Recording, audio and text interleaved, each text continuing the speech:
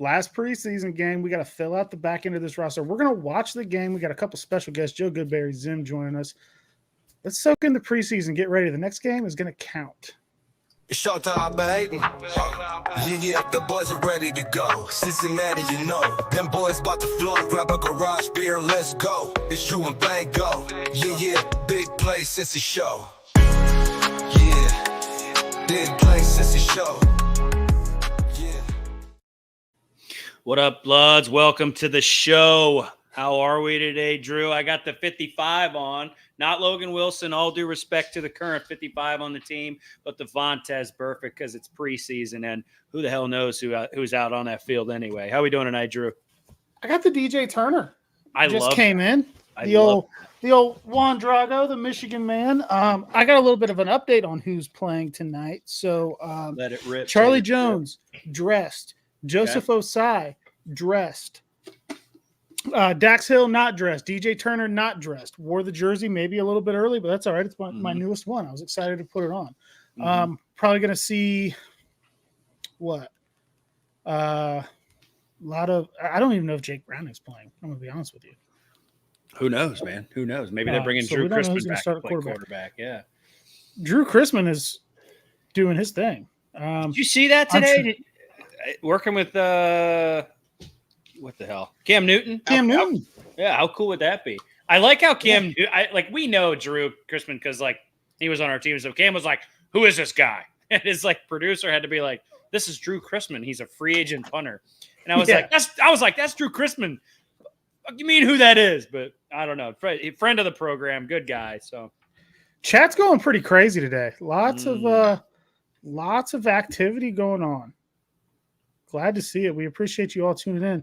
So you said don't know. We had a comment at noon today. Yeah, shout out Reed Mouse. 12:02 p.m. said, "I love you, Drew Bird." He was at the stream 8 hours early. That's incredible. Gotta love it. Love it.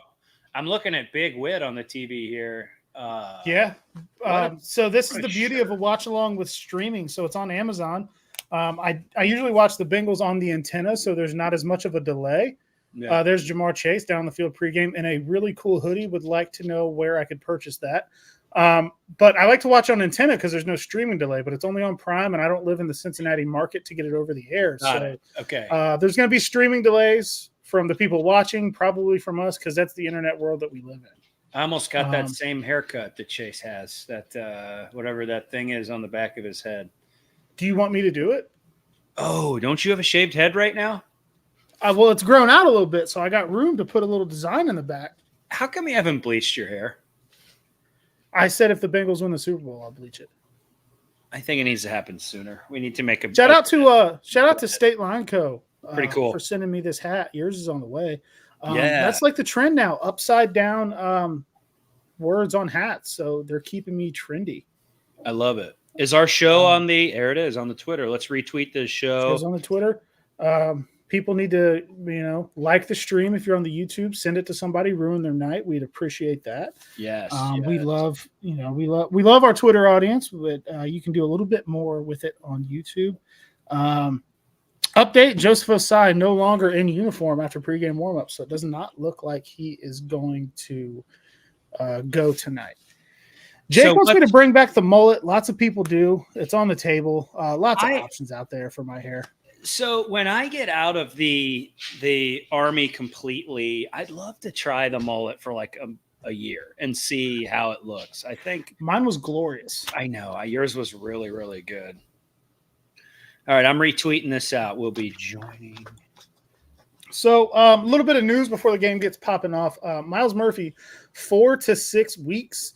That puts him very iffy for week 2 in Kansas City. Probably going to be more likely to be it's probably going to be more likely to be Carolina or later. Defensive line room is getting a little bit banged up. Hubbard's dealt with injuries, just got back. Trey Hendrickson was dealing with injuries. Cam Sample lost for the season.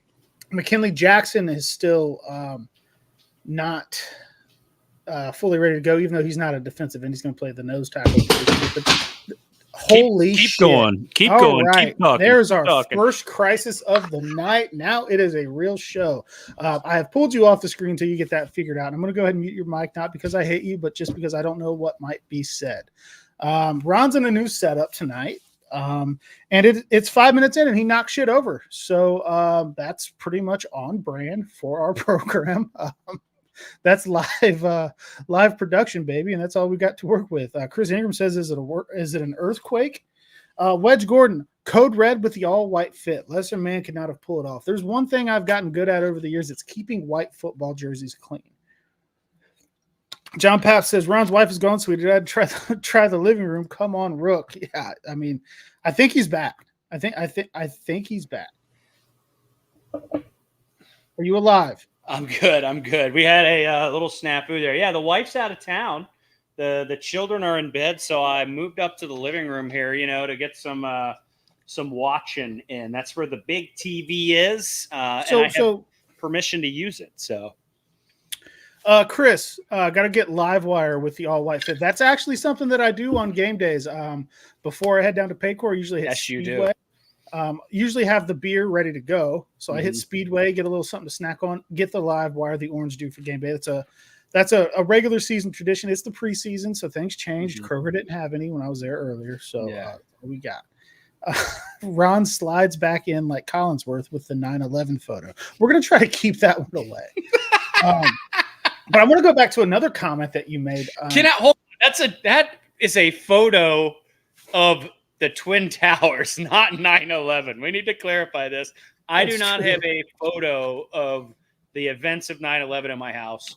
Just a very large poster of the Twin Towers because I'm patriotic. Let's just clarify that. I'm really impressed with the fact that it's 8 p.m.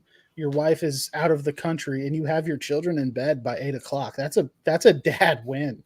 I tell you, you know what I did? I took them to, let's see, what did we do today? We went bowling. We got ice cream. We went to the park. We did a tour of the University of Dayton, and I had them. They walked probably 10 miles today, buddy. They are dog shit tired, and I made sure to do it. Yep, made sure to tire do them it. out. Yeah. Yep. But how do you avoid the car nap? AC/DC volume 20 keeps them. Hell yeah. Not only Cincinnati Bengals talk tonight, parenting advice from the boys at Big Play Cincy. I have not mastered some of that yet. I do the she's about to fall asleep in the car and we got to get home. And I just do like the, hey, Yep. Or, say her name, tickle her foot while I'm driving, trying not to crash. So, pro move. Now we are looking at the game about to kick off here. So we had that news. We had a little bit of a leak, I guess, about the Jamar Chase supposed contract request that he is putting out. Now this is from Richard Skinner from Local 12. Did not put the tweet on the screen because I am just a lazy loser. Local Skinny tells ESPN 1530 that he's heard Jamar Chase and his camp are looking for a 4-year deal in the $160 million range with $120 million-ish guaranteed from the Bengals. Now, Justin Jefferson got $110 million guaranteed in his extension, and I will say do it and do it right now. Do it yesterday. Do it already. I'll take that deal now. If I'm the Bengals, I'm slapping that on the table and I'm going, okay, here it is. Just do it, man. Oh my God. I don't know why that's it. I see people in the comments, not our comments, the comments on the old X machine. That's too much for anybody not named Joel Burrow. Like, come on, Teddy Roosevelt, get the hell out of here. Like, it is like Teddy Roosevelt. These guys, like just old heads. These guys are getting paid now, and you just have to accept it. You got to accept. Travion Williams running the kickback. Oh my God, Chuck Sizzle. Chuck Sizzle to the 50. Let's go. I have stream delay. This is going to be hilariously interesting. I'm sorry. I'm going to ruin things for you. No, that's fine. Chuck Sizzle, first game back, straight to the 50. Okay, I'm watching it now. Past the 20, up to the 50, sideline. Wow, Annie goes through someone. The little engine that could. I really love that. I love it. Oh, Chuck. I connected my YouTube now, guys. I can comment, so I'm going to be talking some ish in the chat. I tell you what, the new field turf really looks great. It's a great shade, a great shade of green. The end zones look great. Okay, I'm just watching this play. Yeah, I think they did a great job on the field turf. I don't know. It's nothing like where were they playing where it was like falling apart at the seams? The Chicago. Last yeah, Chicago. Like that's just. So we got Logan Woodside taking snaps. Jake Browning's still out with the rib injury. I like Woodside. I'm going to restart my stream here, so maybe I catch up with you live. I'm a Woodside guy back from when he was in the USF, MBL, FE, LSF, whatever league he was in, playing quarterback. It's fun to have him here with us if he stays with us long term or not. Who knows? He's looked good. That's the thing. I think he him. has. Yeah. I got a password here because my children can't have. I'm working double duty tonight, folks, so I will apologize. I am all good. I'm writing a recap article as I do the show, so I'm wearing many hats. That's actually impressive because I don't know how to write. I can't spell. So the fact that you can do that while watching. No free ads, but shout out Skyline for the Tumblr here. I love this thing. I have that same cup. Woodside just got crushed. Now, you know what? Understand, Colts starters. That's DeForest Buckner playing Bengals backup defensive line. He did, yeah. It was a smush move. So that is not what we saw against the last two teams. That was, Latu's in there and everything. Cody Ford got ate up. The women are gonna really, really like that. Yes, they are. I am so tired of that other individual's TikTok. My God, Drew. But I know there's a lot of team TT. I'm not team anybody. I'm just telling it like it is. Woodside seems to like to hang on to the ball and get obliterated. So I don't know. Yeah, that wasn't necessarily what occurred there, but punt in the end zone there. Okay, it takes all of us. Love the. Was that Ricow? I didn't look. I didn't see either. Anthony Richardson's in. So I like AR. Yeah, they're playing their starters. Yeah, I like AR. I just don't see where all the hype about Anthony Richardson is. Everybody's like, oh, he's going to be a top 5 quarterback. I'm like, off what? A cannon. He has a cannon. And if a guy's got a cannon, everybody's like, oh, man, that's the next Josh Allen. Like automatically. Until they realize, oh, he can't think well or like he can't, throw the ball. Hey, what are your thoughts on the Guardian caps in a live game? That was a pretty good throw to Alec Pierce there. Guardian caps. Bearcat. Guardian caps in a live game is just too much for me. They look like silly. Bobbleheads. Like I'm looking at Jonathan Taylor right now, and his head looks like a bobblehead. He does. And how much do those things really help? I can see why they would help in practice to an extent. Yeah. Because like you're not going full bore, so it may absorb some impact. But like in an NFL game, when somebody's coming downhill, ready to smack you, like is that foam really going to do that much to stop it? I'd love to know the science behind it. And like, are they going to wear them during the regular season, or is this just a preseason thing? Do you know that? I don't know the answer to that. I'm not sure. Okay. There is somebody in the waiting room that may know. Very, very smart individual is in the. I'm the smartest in the room here. Who's this? So let's go ahead and bring him in. Welcome to the show, Joe Goodberry. Oh my Lord, handsome as ever, Joe. Let me try to get the right layout. There we go. Now that is not the Bengals. We'll put his name on there. Joe, How you feeling tonight, man? Nice hat. I'm doing great. How you boys doing? We're here. Not bad. I'm trying to get the window small enough so I can still see the game and see you guys. You have. Oh, see, I've got it on the TV, so yeah. I'm just looking up. You're not as I'm in the office. There's no TV in there. It's just action figures. Oh, you've got things that would keep me a virgin for a long time. But that's why I collected after I had children. I was gonna say you have kids, Joe. I know you get down, but hey, what's going on? You did. I used to. You also know I'm married, so that's true. Yeah, it's true. You have a lovely wife. I'm not going to cross any more lines here. No doubt. Mrs. Goodberry is a wonderful. What's going on in your neck of the woods, man? How are we doing tonight?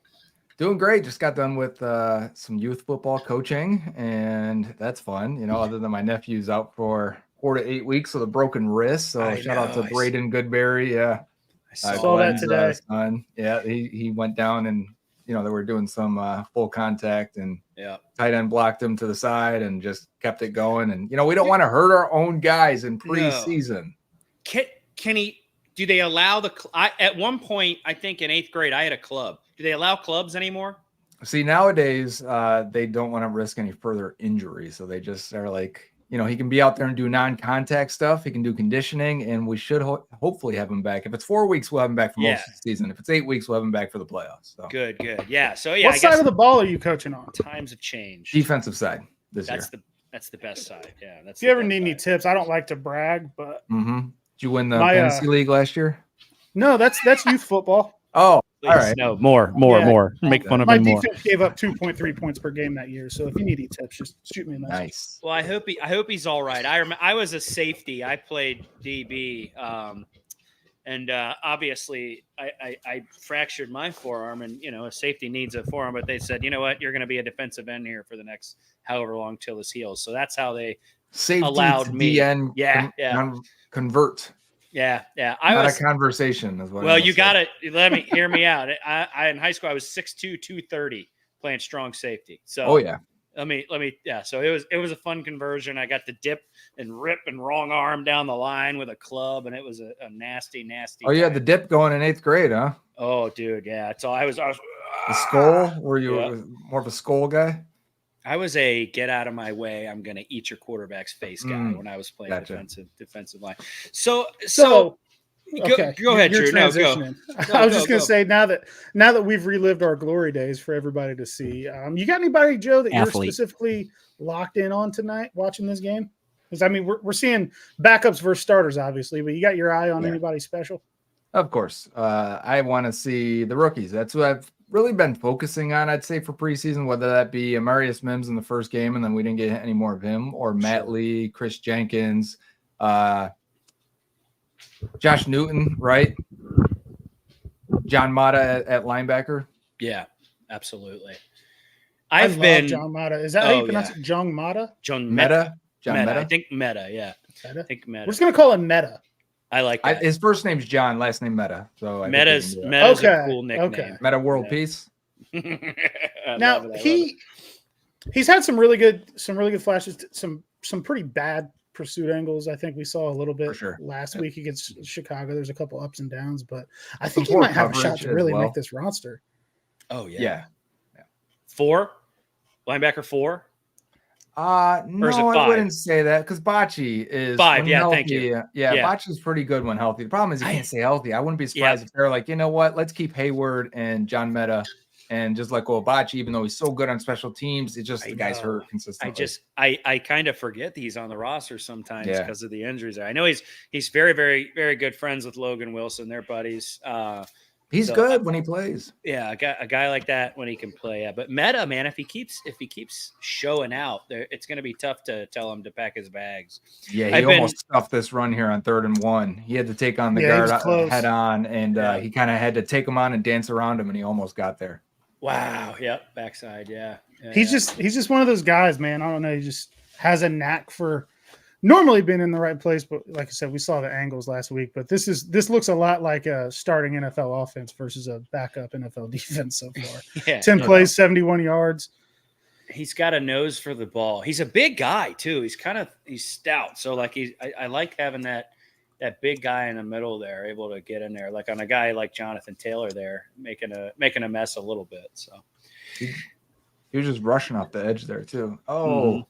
Battle. Good coverage there by Battle. Now, how about Battle, right? Like, isn't that a whole conversation of all the guys you would say, who's going to be out there still with the second and third teamers on the last preseason game? I wouldn't have said it would have been Jordan Battle as we were heading into training camp. No. Yeah. I agree with you. I agree.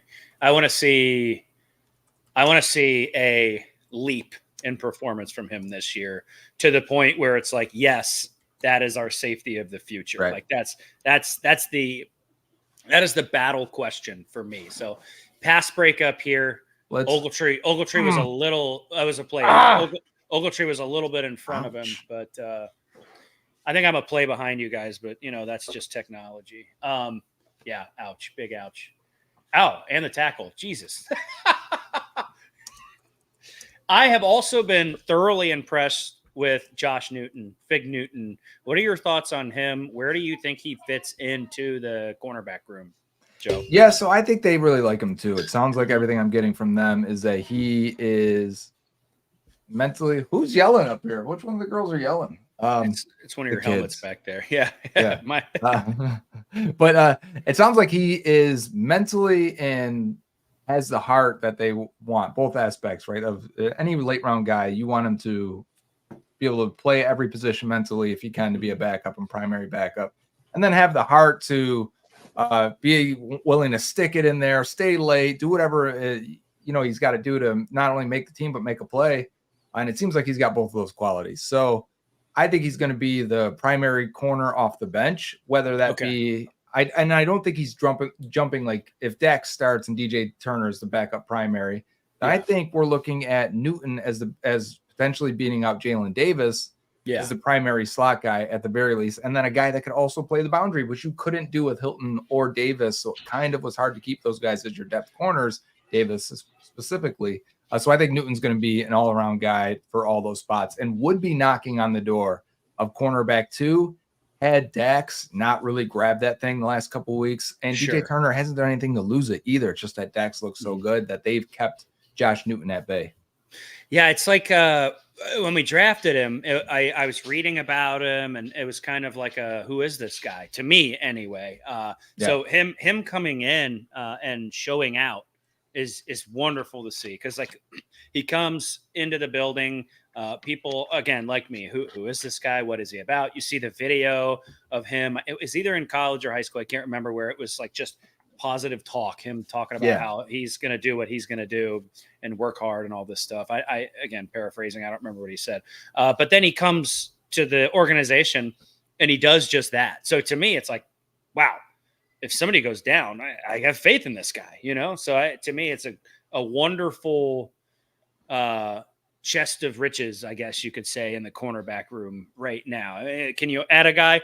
Always. You can always add talent. There's always a position to improve, or a spot on the field where you can find a guy that really fills it out. But as far as the cornerback room as a whole, I like what I'm seeing this year. So I like physical corners too, man. I think that he's able to do that. And when I look at the defensive back room going into this year, it just feels like there's so much more talent in there. Like Dax has seemingly found a home.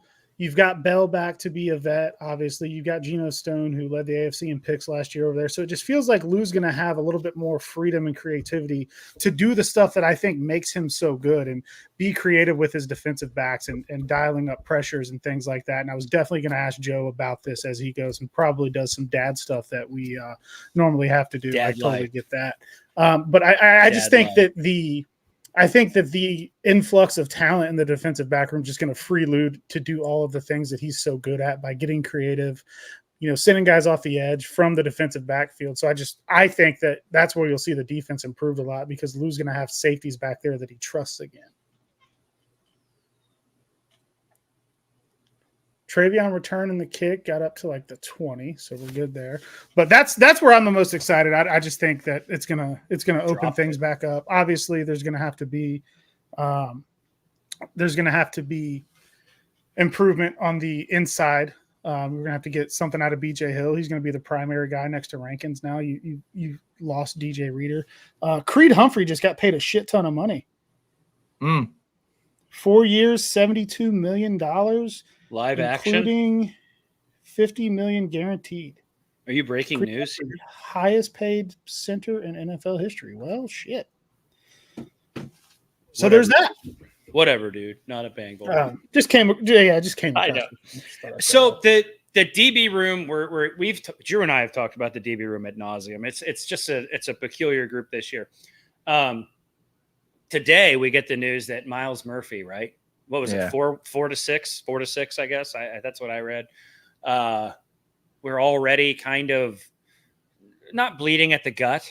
We scraped our knee, if we're looking at it in terms of a body here of a position group.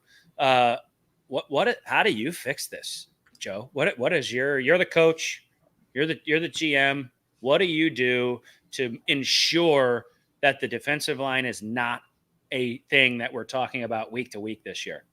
I think we just had a Logan Woodside interception on a screen pass. They are completely out of sorts versus the starting Colts defense. But I will say, first thing you do is you don't dress Joseph Osai for this final preseason game. And it looks like they had him out there for warmups, and then he's not dressed. So step number one. And is it an interception? It's not. Bengals will retain the ball. That ball hit the ground. Awesome.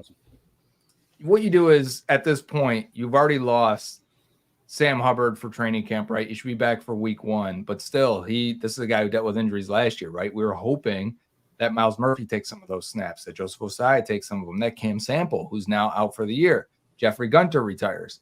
So they have been hit. They've been bitten a little bit now with these injuries. And also Trey Hendrickson getting his veteran day off, every other day, it seems like, as he was, kind of, I think, still holding strong that hopefully they would renegotiate his contract, which hasn't happened yet as of now. But what I'm saying is they are thin at defensive end. At this point, if Murphy's missing the first 4 games of the season, I would think that they're going out and looking for a veteran, whether it's a free agent that's still out there now. And I would think it's somebody, because people are going to start commenting Yannick Ngakoue or what, but make sure the guy can play left defensive end first. That's what we're looking for. Trey Hendrickson and Joseph Ossai have primarily played the right side.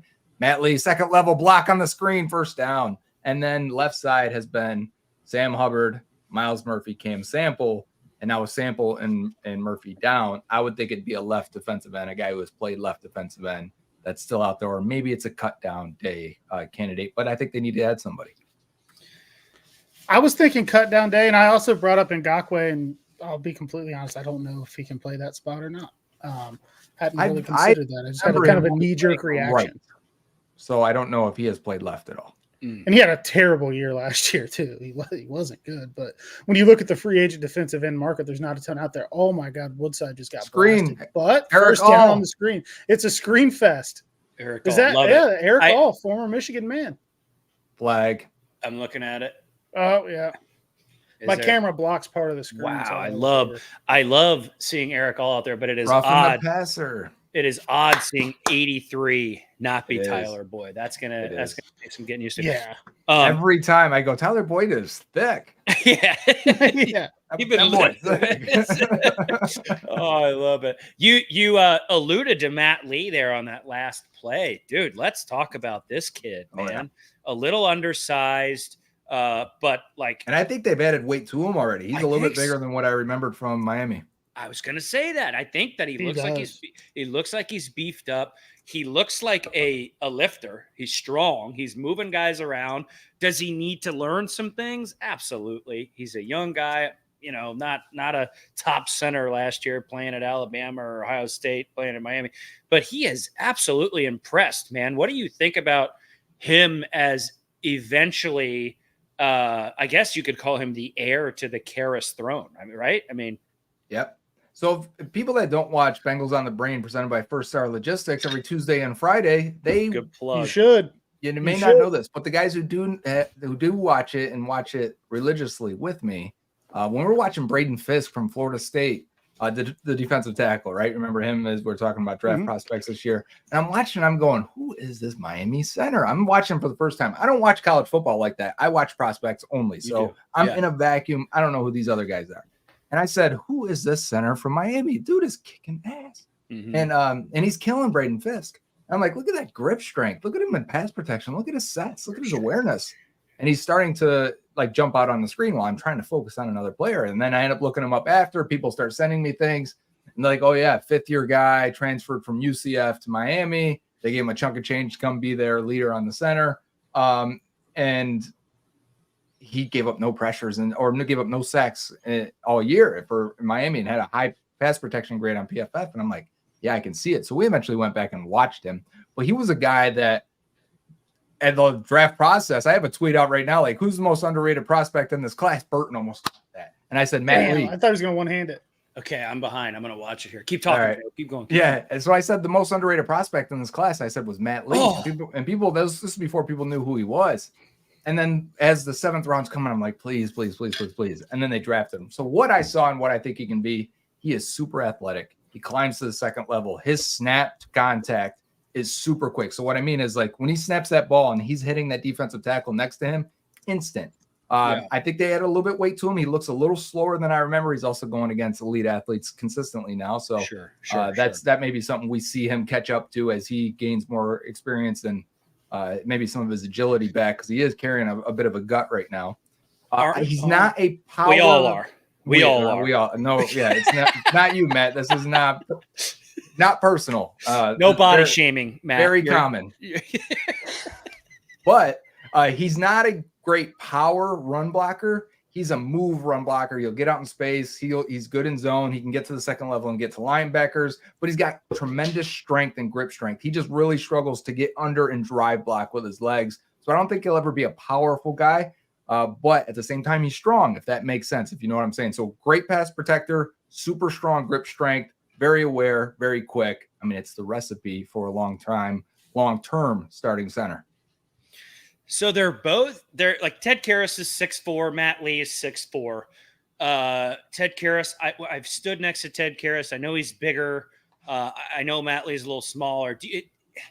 Does the height? This is going to be a very, very particular question. Does that like height to weight ratio like affect that? Is Karras Karras is obviously more talented. Like, how do you see Matt Lee growing into a guy like Ted Karras? Yeah, I do. A lot of people have mentioned that Jason Kelce was also a 6th, 7th round prospect that was 280 and was super athletic. Mm-hmm. So, can you work it now? Jason Kelce is now the best center that we've seen of this generation. So we don't have to do that. We don't have to put those expectations on him, but can he be a Ted Karras? Sure he can. Yeah. And I think he's a better athlete than Ted. Not as powerful as Ted, but Ted's also super smart and a natural leader. So those are roles you can grow into. Those take time. That could be year 4, 5, 6, whatever, until we're like, hey, Matt Lee has turned into a leader. But I think just from a skill standpoint, and when you bring up the size to weight ratio, yeah, that's density, right? Yeah. So density matters. And we always talk about this when people are like, oh, yeah, he's 215 and so is this guy 215. What are you talking about that he's smaller than that guy? Yeah, the one guy's 6'5", 215. Exactly. The other guy's 6'1", 215. Those are way different bodies. Mm-hmm. And so, yes, density matters. And now there's not a big difference between these guys here, but you usually do gain 10 or so pounds from that last college, weigh-in or Senior Bowl or combine weigh-in to what we see you in year 5 or so in the NFL. For sure. One thing I think Matt Lee has also done that has helped the team, I think, and you can tell me if you agree or disagree, but from what I've seen, he's helped us learn that maybe Trey Hill is just a guard. Yeah. I think he's looked more comfortable at guard. I think he looks like he could be a depth piece there, and not having him have to be your backup center, I think has been good for him this preseason too. I agree. I always thought Trey Hill was a guard, moved more like a guard. And there's kind of a dilemma there because I think the guards need to be more athletic than ever because they're going against the freakiest defensive tackles of any generation, right? These guys are super athletes now. So the guards now need to be athletic. But at the same time, centers, and my light just went off on me. How does this happen? Anyways, the centers have to be athletic. It's actually a prerequisite. You can't just be a big, beefy center anymore. You've got to be able to move, and you've got to be able to climb and get to linebackers. You've got to be able to pass protect. So Trey Hill was never, in my opinion, never going to work at center. But at guard, he could at least be a power guard. And I think he moves better at that position, looks better at that position because he never was getting to the second level to get to these linebackers. The problem with Hill is he still continues to have penalties at an extremely high rate. We got hands in the air. I don't know. I'm just copying Drew. I don't know I'll let you guys see what just happened. I'll let you guys see what just happened. We asked for a step up. We asked for a play to be made. Did we?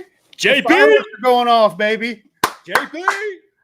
Hey, so this is probably a good time to bring in our other guests. We'll just go with all 4 of us on the screen. It'll be chaos, and I don't know. You guys stay and go as soon as you want. Don't feel like you have to stay. We got Zim. We got Zim in the building also. As soon as I get the right layout, I didn't click the wrong thing. Oh God. See, this is where we need professional help. Two legends here. He'll figure it out. But I can hear you. Battle getting a pick six there is incredible, dude. I'm so sorry. So the Bengals looked like they had a zone defense there. And so the receiver, tight end, 83 for the Colts. I don't know who it was. And now they're talking about it now. He thought it was, so he starts cutting out away into the soft spot, but it actually was man. Battle comes down to cover him. Richardson in 83, just not on the right page. And Richardson leans it inside, and the tight end took an out route. There we go. Battle jumped on it. Yes, hell yeah. I love it. Zim, what's up, brother? How are you, dude? I just messed up that. That's why people say this show sucks. Hey, that was nuts though. Like as I was backstage and then I was listening to you guys, and all of a sudden I'm like pick six, and I just watched everybody glaze Anthony Richardson. He's so crazy against the Bengals second streamer. So then we get the pick, and I'm like, okay, let's go. Like what they gonna talk about now? I'm very happy to be here. How you guys doing? Oh, dude, so awesome. Two legends on here, dude. Two guys that obviously we've known for a while now. Joe Goodberry, ZimWhoDey. Love it. Does that hat say gas, bro? It does. It actually has Joe Burrow on the side smoking gas. So where? So what's on the back? Shout out to my guys over at Gas. It's a hat. Oh, dude. You gotta send me the link on that one. That is gas. Yeah. It's a company out of New York that actually I don't know. I guess they like Burrow. That's your shirt too, right? That you've been posting. A little Slim Shiesty. So yeah. But so yeah, we man. asked Joe when he first hopped on if there was anybody specific he was watching tonight. He mentioned some of the rookies. You got your eyes on anybody special going into the game tonight? Or this is going to sound so fabricated and fake. Jordan Battle. I swear to God. I swear that between him, Meta, of course, I do not agree with a lot of people are saying about Burton online. I think that Burton represents something very big for our offense, and I would hate for us to be like, well, let's just wait and see what we got. Like, bro, I like when you see dynamite and you know that that's a grenade about to go off, like you go pull the pin, and I'm ready to pull the pin on Burton. Did y'all see the one-hander that he almost got just a second ago? Absolutely, yes. It was close. One of my favorite offense, I get it, I'm a big Bengals fan. My favorite offense of all time is the greatest show on turf. Okay. And the biggest thing that people don't talk about in that offense is Azakim's role and the way that he made it so that safeties had 99 speed in Madden. Burton represents to me what I think that like the Azakim role, 700 yards or so, but he makes your safeties make a decision every single time. You have the greatest processor in the NFL in Joe Burrow, which would be Kurt Warner. We don't have Marshall Faulk, but to me, to wait and let teams off the hook for it, I'm just not a fan of. I understand like the whole, Trent Irwin's the guy, and I think he's very valuable. I think that you need a guy like that. I would just hate for them to be like caught up on like stupid stuff. And Burton like almost getting that one-hander right there. That's what I'm saying. Like give him two shots. Give him another shot to do that. I promise he'll catch the next one. We've got receiver U. It's almost like I want to call the Bengals wide receiver U at this point. Like we've always had good wide receivers. It's been a priority of this front office and this organization forever. Pickens, Green, Chase, Higgins, all these guys. There's a big name on this team at all times, dude. And then you bring in other guys like Yoshivas, who is wonderful, Ivy League guy, very cerebral, showing out in the offseason. And then you bring in Mr. Attitude himself. I like his attitude. I'm not knocking him. In Burton, and dude, but before the preseason even kicked off, and he's been in these preseason games at different times, and people are like, how do they value him? How are they going to use him? I was looking at this kid like he's going to have 800 freaking yards this year. Like this kid is nuts. He's good. And we're dealing with situations with contracts left and right here. It sucks. It is what it is. It's a part of the meat grinder. Is Higgins going to be here? Who knows? Maybe not. Chase, buddy, you're playing in stripes. You better learn Skyline Chili because you're staying here for a very, very long time. But you got a guy like Burton coming in who is mean, fast, talented, strong, powerful. I love the future of this wide receiver room, and it just looks absolutely phenomenal in this preseason. Third down. Well said. Just for people watching on second down, Anthony Richardson actually throws a sidearm pass, gets it out. Michael Pittman takes a diving approach to it, drops it. That could have been a completion right there. Could have been. I do have to say we're over 3,000 across all platforms right now. People watching. That's wild. Watching a couple of dummies and a couple of smart guys talk about football here. So love everybody in here. Sorry, I didn't mean to cut you. I want to be sure we didn't go too far. Third down, A.D. Mitchell beats Alan George across the middle, and then Anthony Richardson lays it a little too high, bounces off Mitchell's hand, and Battle almost had another pick. We got to punt Charlie Jones now field at the 15. He's going to go all the way around the outside. Okay. Is that get about 6-7 yards? So, yeah, it was a long way to get 7 yards. It was. So I went on a soapbox about the wide receiver rooms, and I didn't. He might have just got hit out of bounds. You better watch out. I'll drive down there and whoop your ass. I just talked him up. I love our guys. Zim, I know you love these guys. I love these guys too. Yeah. Is Charlie Jones' role on this team going to transition to that punt return? And this is just a question for the people. What do you think? Goodberry, let's start with you. Let me point to the right there. There we go. I think Charlie's still going to have a role. I think last few weeks we saw last year when they were trying to do more speed slot option stuff with him and took Tyler Boyd off the field a little bit to get Charlie on there, which is, just an idea to make sure we know what we have in Charlie Jones before we go into the offseason. But they used him completely different than Boyd. It wasn't option routes and stuff. It was motion and jet sweeps. It was motion and then, speed slot options where you can get them deep and threaten both safeties deep. And he would have had a couple big plays that, I think he screwed up on one and then Browning missed him on another. But, it is what it is. We learn and we keep it moving. But I think Charlie will have a role because he's going to be active every week because he's the return man. Mm-hmm. So you don't have a choice but to figure out a way to use him. You can't let him just be a kick return, punt returner.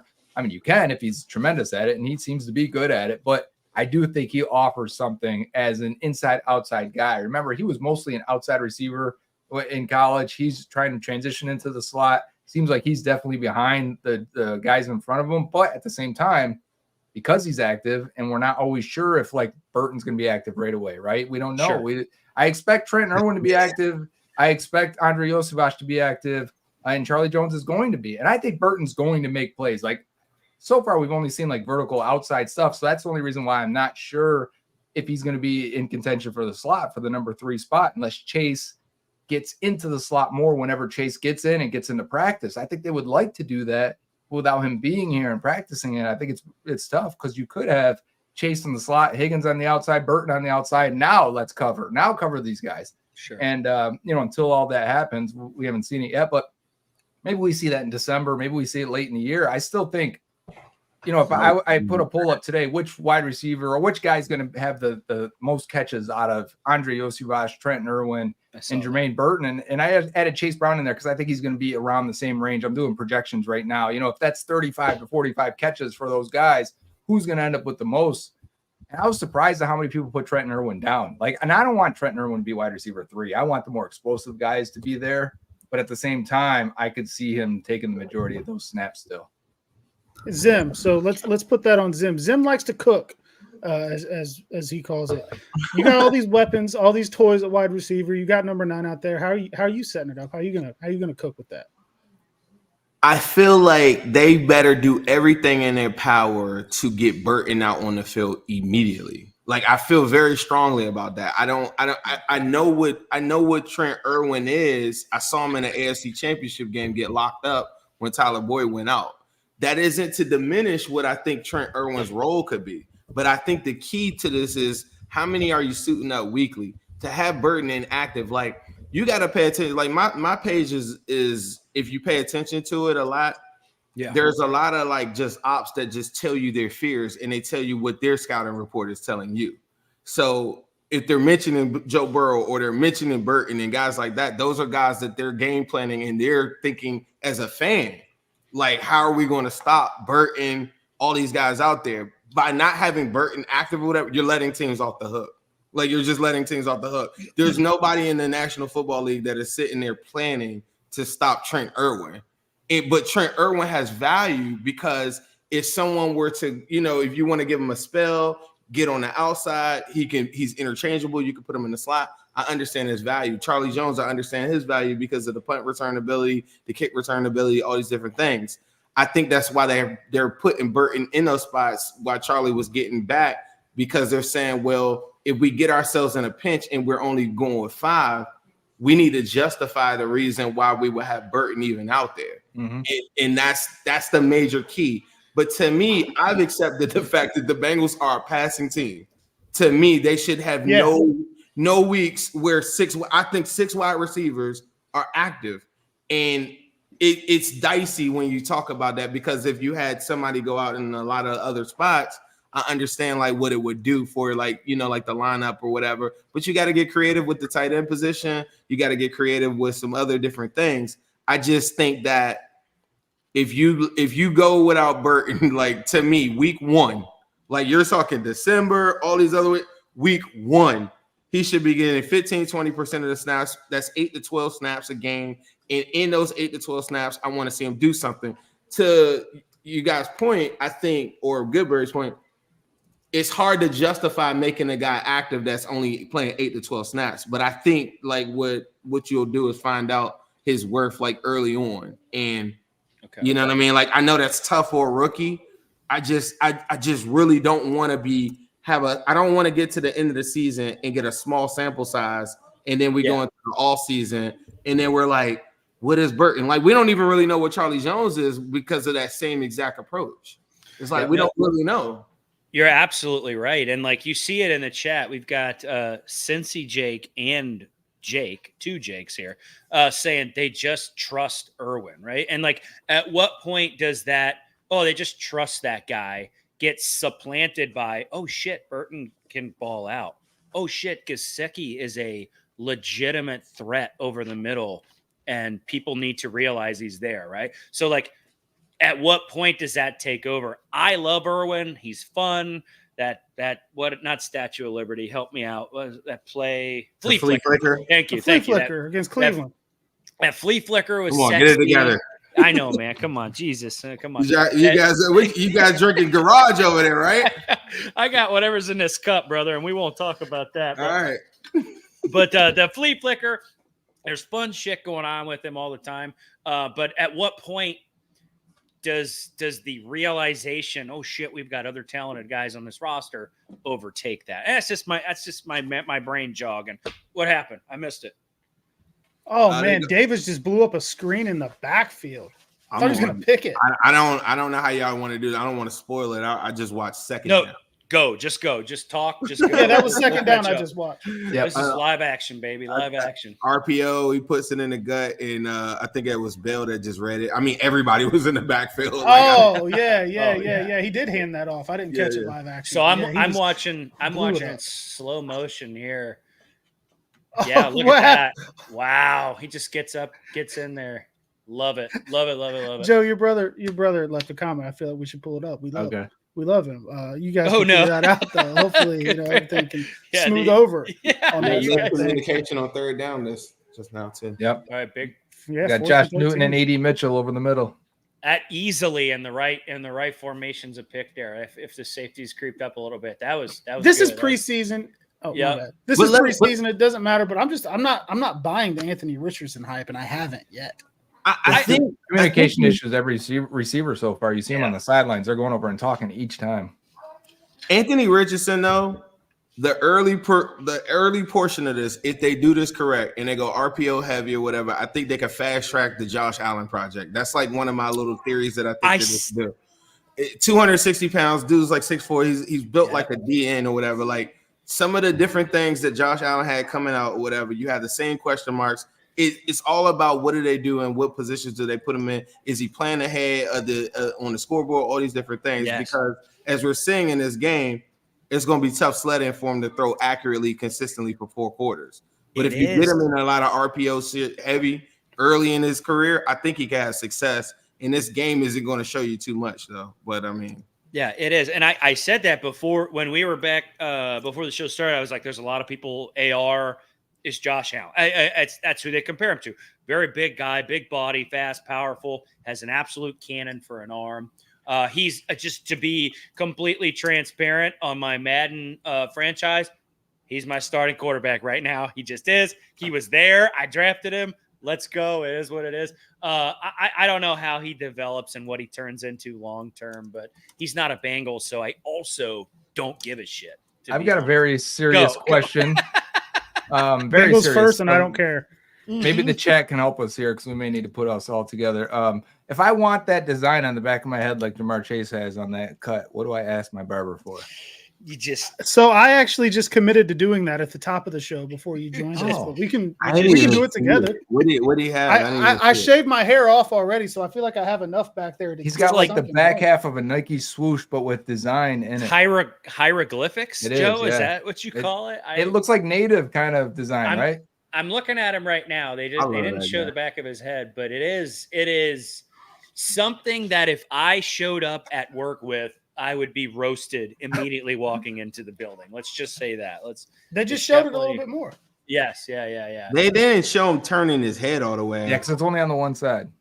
Right. There are so many screens happening today. It is Screen City. Preseason, man. That's Grandy, right? Filling up. Yeah, that's Grandy. Grandy will be on the You're filling in the back half of your roster. So there's that hoodie that I had two questions for you guys. Go. First one is this. Do you think T. Huddy, I call him Tanner Hudson, do you think they go McLaughlin or T. Huddy? I think they go McLaughlin and try to sneak T. Huddy.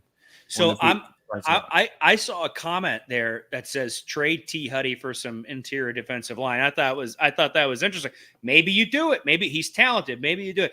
Joe, what do you think? What is the answer to tight end depth in this room? I don't know if we have an answer yet. Honest with you, I think this game matters here, and that's one of the things we could watch for is those two playing and how they're being used. It seems like Huddy would be a direct backup to Mike Gesicki, who we didn't talk about when we're talking about receivers and activating. Like he's almost your sixth receiver activated every week because he's going to play 85% of his snaps either in the slot or out wide. He always has in his career. Yeah.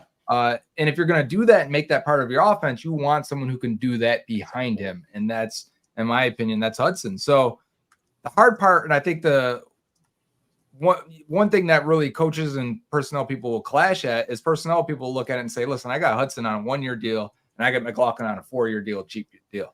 I want McLaughlin for the next 4 years in his development. He's going to be a better player in the year 2, 3, 4 than what Hudson will give us 1 year. So we're going to keep him damn your playbook and what you decided to do with these guys.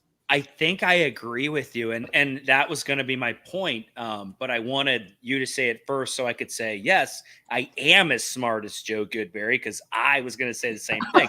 Look, you got 4 years with McLaughlin, right? And he'll develop, and he'll contribute somehow, maybe at the same pace as T. Huddy. And Zim, we call him T. Huddy here too, dude. We're cool. You gotta realize we're cool too. But is that just Huddy?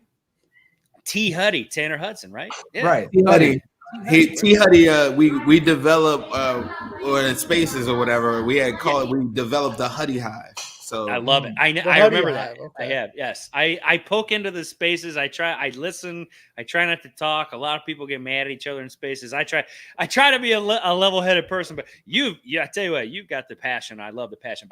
But the Tanner Hudson, you trade Tanner Hudson and a pick we don't give a shit about for a journeyman interior defensive lineman that can sit in there and take snaps off of a young guy, right? Like, and not have to have another guy just get beat to shit all year because we're banged up right now. It's not a bad idea. I saw that in the comments. Cut Zach Carter, trade Hudson for a D tackle.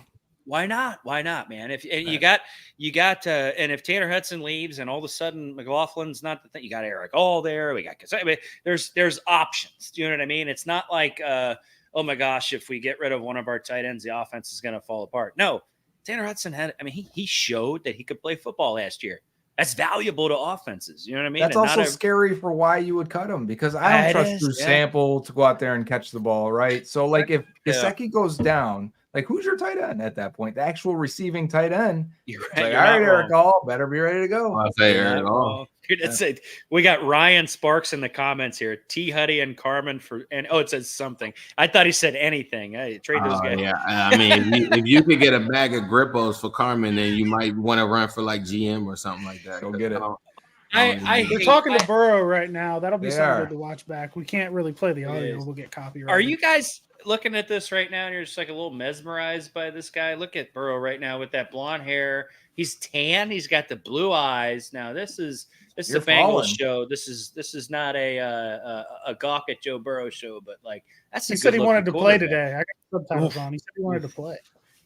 I don't know about that. He got his snaps. He's good. I wouldn't mind seeing, as I watched Anthony Richardson come out there and stuff, I was thinking to myself, I was like, man, I wouldn't mind like Joe Burrow coming out and throwing like a screen or something like that. But here's my thing. I talked to somebody about this today. The value of Joe Burrow to the Bengals franchise far outweighs the value of Anthony Richardson to the Colts franchise, in my opinion. I get that he's their guy, but if Anthony Richardson goes, the Colts, they're not going to the Super Bowl. They still got Flacco. yeah, they do. Flacco's 900 years old, ready to go. Make a play. Strip sack. Let's go. Give me that. Oh, Who's got it? Who got it? Travis Bell. He lost it. Who's got it? Nelson does. That is the old tomahawk slap there. I love that. Blazek off the edge. Bell knew. Look at that. Do we have edge at home? If y'all know a Colts fan or somebody watching this right now, I'm gonna just be transparent. I know nothing about Blazek, but I'll tell you this: if Osai and company were out there, it would be a lot worse for you right disgusting. now. It would be disgusting for you right now. If Blazek is getting pressure and strip sack fumbles, Blazek is out there putting tape in his pocket for the next. Let me ask you this, Joe. Battle again, man. Joe, do you consider the Colts a top 2 offensive line in football?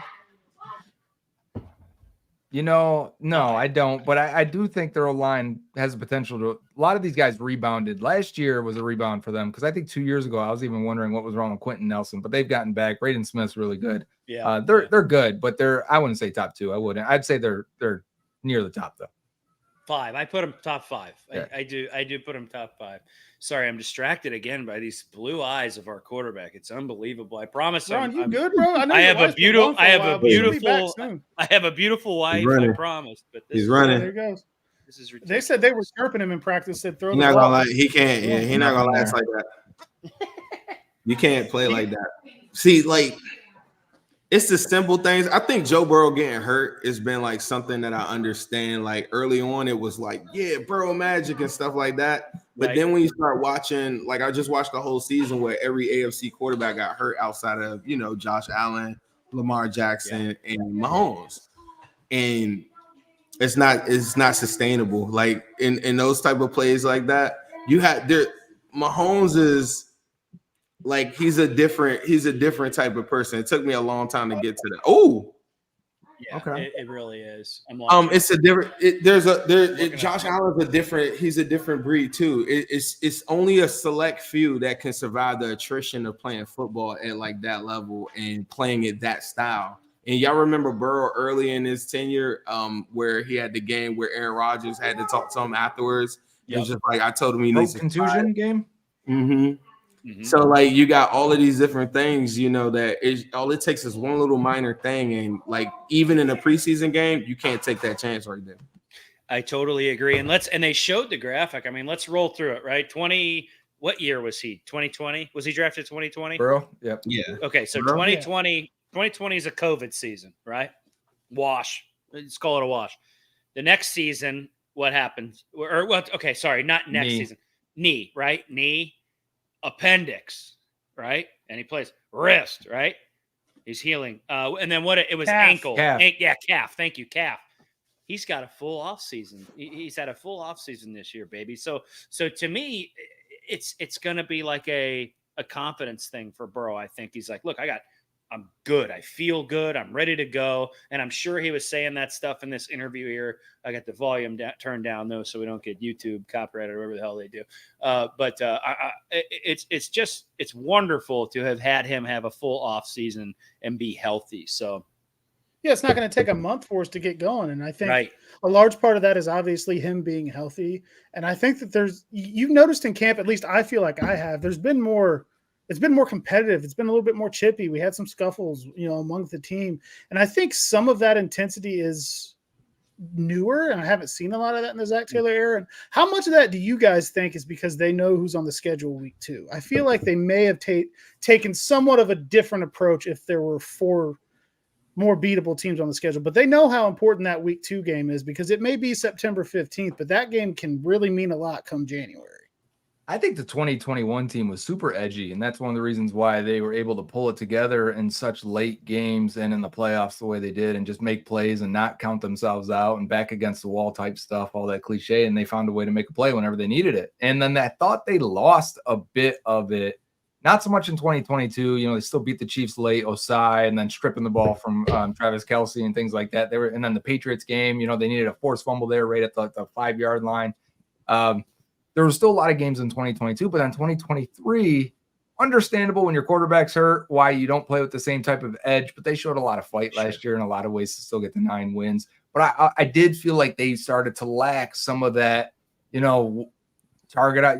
When you're an underdog, you're either an underdog or you got the target on your back. And I felt like they had the target on their back last year, and now they get to play the underdog again. And I think they relish in that role more often. And if it can start that way and be that way, and especially week 2, you bring up that game with a target on your back. Well, then big run from Travion. Yeah, that was nice. Can I say, I thought that too, Joe, but I'm going to be real with you. A lot of the hate that I think that me being a Bengals fan, that I just think we get unwarranted hate. We don't get our coaches AP votes. We don't get all these different things. We don't have first team all pros. And you're like, what the hell, right? Like, you know what I mean? Like that, right? Great. When you actually talk to fans and you actually talk to other teams, like Commander fans are in my mentions every day of my life talking about week 3. And I'm like, Commander fans are? I'm just giving you an example. Who the hell are they? You know the practice from the other day, like the Colts, like the one or whatever. I had 3 people from the radio hit me and was like, hey, I want you to come. I'm thinking like this is a joint practice. Like, and then and then when we say that we had any bit of success in it, watch how they react to it. They're like, I mean, that was 7-on-7s. That wasn't 11. Like everybody is like really trying to use this as a measuring stick still. I feel like I know that a lot of people still don't think until the Bengals win the Super Bowl. I don't think that they think that we're what we understand that the Bengals are. But I do think overall that's an underdog, right? If they think it's kind of hard, right? They, on one end they use us for a measuring stick, and on the other end they're like mad when we do good, like they expect us to be down here. Right. But the thing is, I'm telling you, there are teams, including the Patriots week 1 or the Commanders week 3 or whatever, that feel like they're the ultimate underdogs. And if they were to beat the Bengals, they feel like their season is catapulted. If you can knock off the Bengals and show people that you beat a team that went to back-to-back AFC championships or whatever, oh my God, they're running. Travion with another big run. All right, I'm watching now. Ball snap, motion. Look at that. Right side of the line, cuts up the middle. Shoestring, baby. That's a shoestring. Like a career game for Travion. It really is. He said, damn it, too. He knew. Let's watch Matt Lee and Eric All here. See what they did. Okay, so Lee down blocked, and Eric All climbed. And, pull by Trey Hill. Okay, everyone got their targets. Wow, yeah. Everybody. That's a highlight. Like a better guard. They sweep, Travion there running, but Joe, you're absolutely right. The offensive line absolutely sweeped everybody where they needed to be. That was a gorgeous play overall. Zim, oh my God, another one. I got a question for you, Zim. The other way. I'm a play. No, the other way. He just got. It was like the most predictable body in the world. He got body. So there's ops everywhere, bro. You are the king of just whooping that ass of the ops. You are. Claim it. Let me, if I could put it on you, I would, but then I'm you. You got the crown of whooping that ass of the ops. You do. Like they come in and they run their mouths and they say all this stuff. Last year we had an injured quarterback. We didn't end up finishing where we wanted to. Right. Now we're dealing with a schedule that's pretty favorable for this organization, right?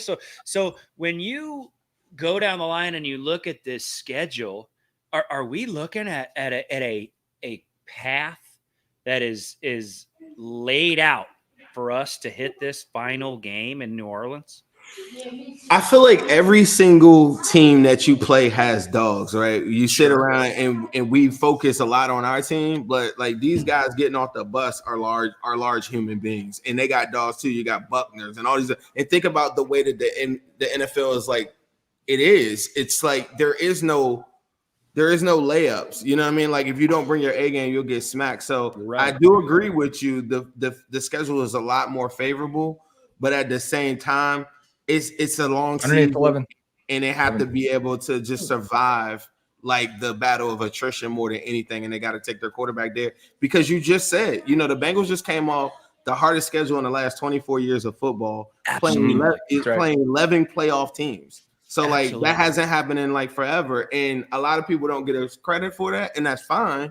But at the same time, there's some games that were very close in there that we probably had no business even winning in it anyway. Sure. So no, we did not. We mean? We walked into the bar, picked out the 11 biggest dudes, and had a fist fight with them. 100%. Like last year's schedule was crazy. It really was, and we had an unfortunate injury. And John Meta's special teams tackle. Yeah, that was a good play. We still get to that in a second. Still did what we did. I love to see it. I do want to point out that we're over 4,000 live watchers across all platforms here. So absolutely incredible. Yeah, 4,000. That's it. All right, that's good for us. I ain't gonna lie, that's good for us. He's gone. Kick him out. I mean, come on. No, I'm thinking that you boys got to come on. We got the big dogs in here tonight. You got the big dogs. We need 5,000 in here. We need to let the people know that if you're not in here, you're not in the stream, then you're not doing what you need to be doing. Exactly.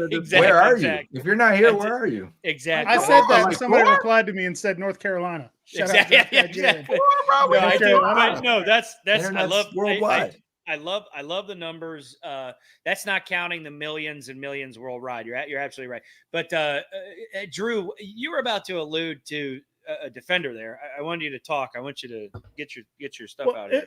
It was more about the punt. Meta made a good play there on the sideline on special teams, and obviously, if he continues to show value there, that's going to up his chances for a roster spot. But is Reckhow winning this punter job just kind of by default now with Robbins out? Might be. Had a couple good ones. Had a one that was iffy. They've punted quite a bit tonight, but it feels to me like he's just kind of going to win the job by default just because he's out there punting, and they saw what they saw from Brad Robbins last year.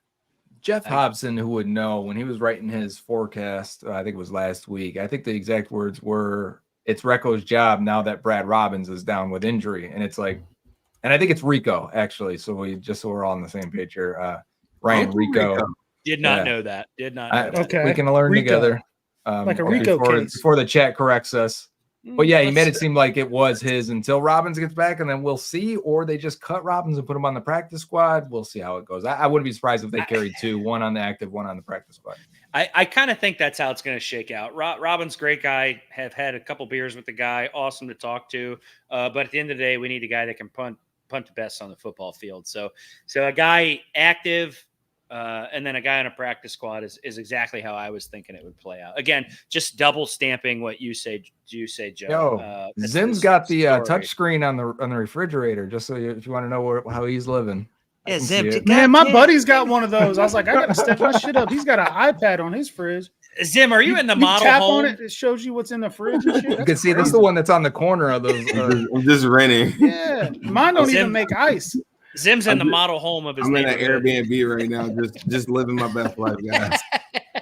So I guess on the broadcast here, Jermaine Burton was the topic of conversation. This is from Austin Elmore on Twitter. Jermaine Burton, the topic of conversation between Al Michaels and Kirk Herbstreit. Michaels said, "Don't sleep through meetings," right? Kirk Herbstreit said, "Yeah, that would help." So was Burton sleeping through meetings somewhere? Probably college? Maybe college. That's probably college. Okay. That would be nasty. I would have to go back and like rescind everything I just said about Burton like coming out week one. I'm like, yeah, like that's not gonna work, bro. No, not in the pros. But I am just gonna put this out here and drop the first F-bomb of the show. Fuck that, dude. That was college. He's in the pros now. We are an organization of professionalism and have been since Zach Taylor took over and Joe Burrow has become our quarterback. Got Meta knifing back there for the stop. Hell yeah. So Damn Ellinger in at quarterback. So the national media can take that and shove it where the sun don't shine. Burton's good. I hate that crap. In college he ran over a dog with his car. He's not in college anymore, buddy. He did go to Georgia. Right? He was at Georgia for a minute. That's true. Yeah, that's true. Do you all feel like Meta is on the roster, right? He's got to be. In my 53, he's the very last guy. Yeah. I think I I accidentally threw up a 4. I think I meant to put up 5 when I was talking about him. Bocce's Go for it. But if Meta is going to keep making plays, you can't deny it. You just can't deny talent. You literally can't deny talent. But from a roster, it's not denying him. You got to think about what is his role, right? So he's the traditional linebacker, Bocce, and how does that work? Like, is Meta playing special teams? Yeah, he is. Because exactly. And Bocce's had a great special teams presence, and you can't deny it. Goodberry brought that up. Joe brought that up, and so how are you carrying in 2024 in a predominantly passing league? How are you carrying 3 linebackers that you're rotating those guys, right? And then you got this 4th linebacker that will be the rotational guy. Cut a tight end and keep him on the roster. Boom, there we go. So we're already cutting T. Huddy. We're trading. Oh, who got in there? Who's that? Is that Bell? Nope, no, it's Harper. Cedric Johnson. Damn, I thought it was. He's had a good preseason. He shouldn't even. Do y'all want Cedric Johnson even playing tonight? Oh yeah, you do. I do because he needed Murphy going down. The only thing. That's great. I love that. He did get back there. I'm a play behind. For those in the chat, I'm a play behind. So I promise my late reaction is not because I'm a complete idiot. I'm actually a play behind. Who's the flag on? I didn't see legal contact on Dijon. Dijon Anthony. Dijon, yeah. But I have a theory, man. Games go better when Zach wears a hat. With Murphy probably being a pup candidate at this point, going 4 to 6 weeks. Truly. Like the depth now, you don't have Cam Sample. Yep. Gunther retired. Said and Osai are about to play big roles. But Johnson's only played right defensive end. So, I wonder if he would even go over there and play left. Because, right now, I would be playing him at left, right? What's the role that they need? They need a backup to Sam Hubbard right now. I'd be having Cedric Johnson at left end. Let's see what you can do.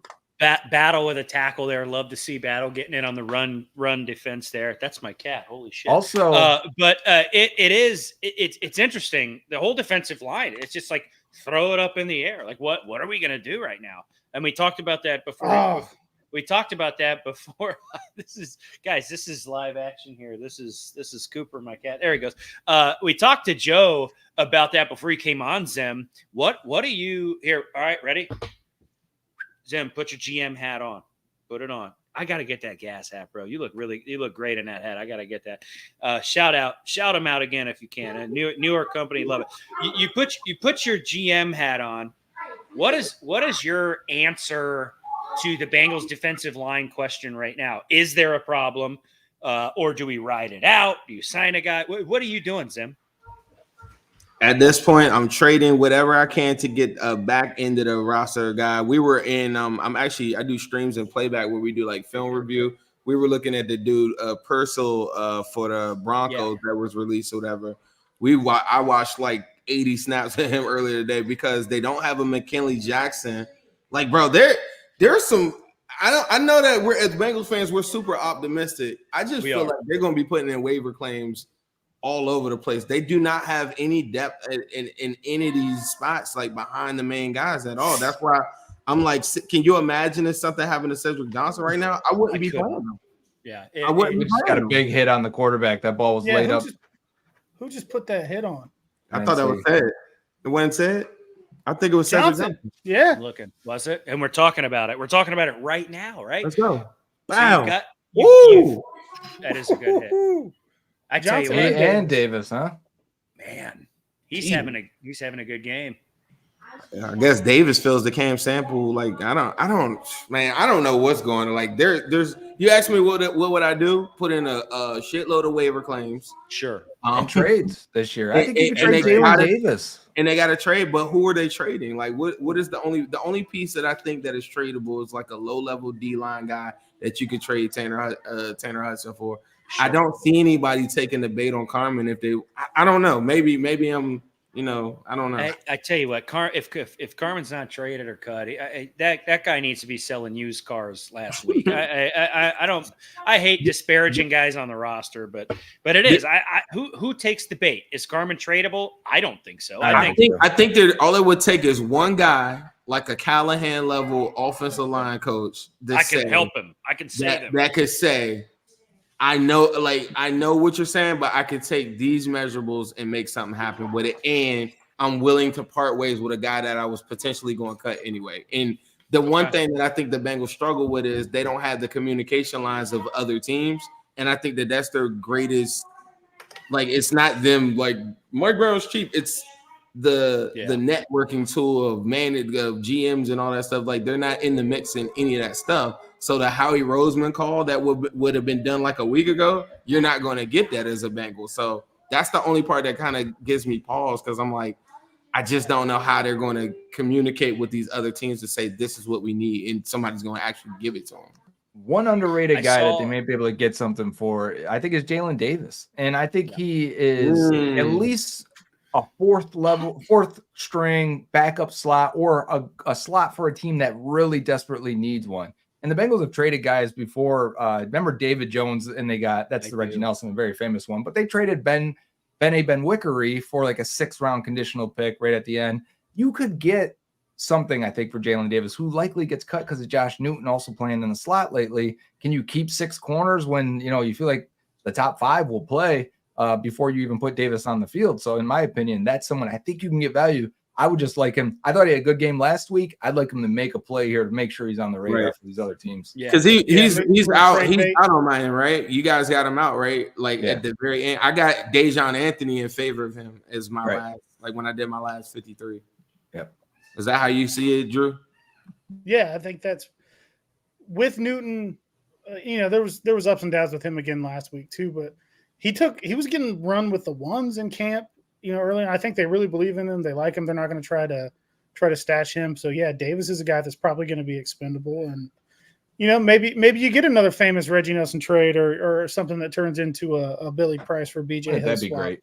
Late August or something like that. So why not give it a shot if you're going to cut the guy anyway? Try to attack a position in need. So when the Bengals get back on offense, you'll see they've put the camera on Zach Taylor a few times. You may notice he is not calling the plays for the offense. I did. Yeah, is that pitch? Okay. Is that pitch today? I know Cleveland's been doing a lot of Ken Dorsey calling plays for him instead of Stefanski in the preseason. So they're doing the pitch thing. Okay. And they've done this too with Callahan and previous, because if something happens to Taylor, let's say, you need someone to step in and call plays. So pitch is out there calling them. What kind of injuries take a coach out? Stomach virus, acne. Hey, Joe Paterno coached with a torn ACL. I don't want to hear it. He was 100 years old. But yeah, that is a good point. That is a good point to bring up, though, because I saw a couple comments in the chat. There's a lot of comments. I'm not able to get to all of them, but people were talking about how do you feel about the play calling, lots of screens and stuff. And there's always going to be a lot of vanilla in the preseason anyway. But there could be a little bit of a change, I guess, with pitch calling plays. But it's a collaborative effort from my understanding, and you may know more, for all of the play calling through the season anyway. I remember a lot of times last year, Zach was like, hey, it's me, it's Callahan. Pitcher was in the headset a little bit. So Walters. I think that, Walters, it's always been a collaborative effort. So it's probably good for them to get, some preseason reps. Like you said, just in case, you never know what could happen. I mean, the Browns had to go into a playoff game with a special teams coordinator as head coach once, so you never know. Can I say that the Bengals collectively through the first half of this football game, where like Colts are in red or getting close to the red zone, they've stood a lot more stout in their run defense this week, which is like pretty much the biggest Achilles heel. I think that's going to be like that could rear its head for this team all year. I think in their run defense tonight, they've been a lot better, and they held up in some key spots. I thought that penalty on that last drive really hurt them bad, because they had 2 good run stops in that drive. And then I'm watching this drive now. They've given up like 2 big chunk plays like in the last drive or so. But ultimately, I think to see the second string defense look like this, it's pretty damn good. Like, I agree. I think there's been progression. Like that first preseason game, everybody was like, oh my God. Like, oh my God, this interior defensive line, what do we do? Got a little better. And tonight the big thing we've seen is penetration. So like they've improved. I agree with you, Zim. I do. They did that a lot last year too, though. I felt like they would get down in the red zone and they would just, stiffen their spine up. You think about the Seattle game where they essentially won it, holding them out in the red zone. Like they did that. John Meta missed that in the backfield. Yeah, he did. That would have been a highlight play too if he cleared that up. He read it. Yeah, he did. He absolutely. He seems like such an instinctual player to me. Like he all against the run. Yeah, all instincts. It's for the great. ball. Shout out to I don't know if Max is in here. I always see him in, but Miles's brother. You know, we hang out with him a lot. Yeah, he was telling us a story earlier today. I don't think he would mind us sharing, but he was telling us a story how Miles sometimes they'll tell him like there's a play that he was like, I know I can get to it, but sometimes like my body just doesn't get to it. Yeah. And he's like in contrast, Meta in the film room, it's like they're looking at plays and they're literally like it's not even he makes up for the lack of athleticism in the fact, and he is pretty athletic, a lot more athletic than what I thought. But he makes up for that with the instincts, and he's so instinctual, like with every action that he does. So it's crazy. Interesting that Shaka Hayward is already out of the game. Is he above John Meta right now? Ew. that is a good point. That would be terrible. I had a great game last week. I'm working on a Meta World Peace shirt right now. I don't need a more practice spot. Goodberry said that before he got on. I freaking love that. And multiple Meta World Peace references now. I love that. I am a very simple fan, a very simple man. That's what I live by. It's what it is. To you guys here, what your thoughts? How actually valuable is it a player being in at a certain time during a preseason game? If a guy's first and out, got it, right? A drive and he's out, that guy's probably on the roster, obviously starter. Let's keep him healthy. If we got a guy playing later in the game, is it, we want to see what he can do. We want to get him more. What do you think? Because like a big guy that comes to mind is in those first couple games is Burton. Why was he out there so late? Why wasn't he in earlier? All that stuff. How do you think that stacks up in terms of Jalen Davis tackle? Yep. There you go. I love it. Us building our roster. I think if I can go first, I'm not looking at our screen, so I'm just going to jump in. Go it. I think it depends on the player completely. Like if the player is a developmental guy or someone who needs reps, then them being out there late is completely okay with me. And like, I think it's part of the evaluation process and part of letting him get as many reps as possible. So it could mean he's already on the roster and they just want to make sure he's ready for week one. Right. Like take Matt Lee, for example, like he's going to play the entire game again. And I think he won the center 2 job already. He won it after the first game, I think, but he's still going to play because why not give him the reps just in case Karras goes down? He's going to need to be your center. Guys like Jermaine Burton, though, it may have been both. It may have been, hey, we need you to realize you're behind these guys. But also I made the case that it may be an attempt to throw him a bone for a confidence booster. Like, hey, if you're out there against some third stringers, throw him some go balls when we get him out there and let him win and let him dominate and let him realize and remember again why he's out here. If he's questioning himself at all right now, like here's a good, like they wouldn't do that for John Ross, right? Like let's do that for Jermaine Burton. Let him remember why he's out here, that he's good and he's worth it. I hope so. Yeah, like Joe said, I mean, it's a case-by-case basis. There's guys on the roster like Meta that you need to see. You need to say, is this guy going to make the roster? You got guys where you're in an interchangeable room, like at the tight end position, where I need to know, can Eric all consistently go in line and be able to block? You got all these different questions. So different roles, different strokes for different folks. Sorry, this third down play. Yes. 4 straps, seatbelts. So you have those things going, and then you got the guys at the top of the food chain, and you worry about rhythm. You know what I mean? So I was talking about Burrow always says, oh, like, I just want to get hit one time. Like, the young Zim was like, yeah, now I'm not interested in that. But he's kind of speaking more so to, like, the feel of a game. Like, and that's the Jamar Chase conversation pretty soon. It's like, they're going for it on 4th. Oh, nice. You could be in shape all you want, but football shape is different. Oh, get it. Oh, got a blitz coming. I'll get there.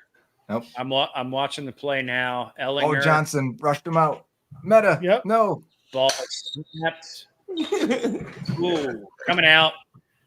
Wow, he got the pass off. Okay. Oh, no flag on Brooks. No flag on Brooks. Love it.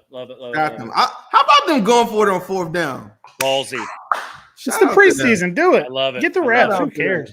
I'll I'll never doubt a coach on going forward on 4th down unless they make the bad call and we don't get it. Oh, is Will Mallory blocking Cedric Johnson? That is not a good choice. That came in there with that delayed blitz. Oh, we had him. God, Nate Brooks in the end zone showing a little something. He's probably that was Devin Harper, 56. Okay. Oh, I said 50. Yeah. Devin Harper. I love it. Good coverage. Gave me shades of the Sam Hubbard drop zone delayed blitz, and then they cut. He comes against Mahomes. And what was that? Was that over? That was in the 4th quarter, right?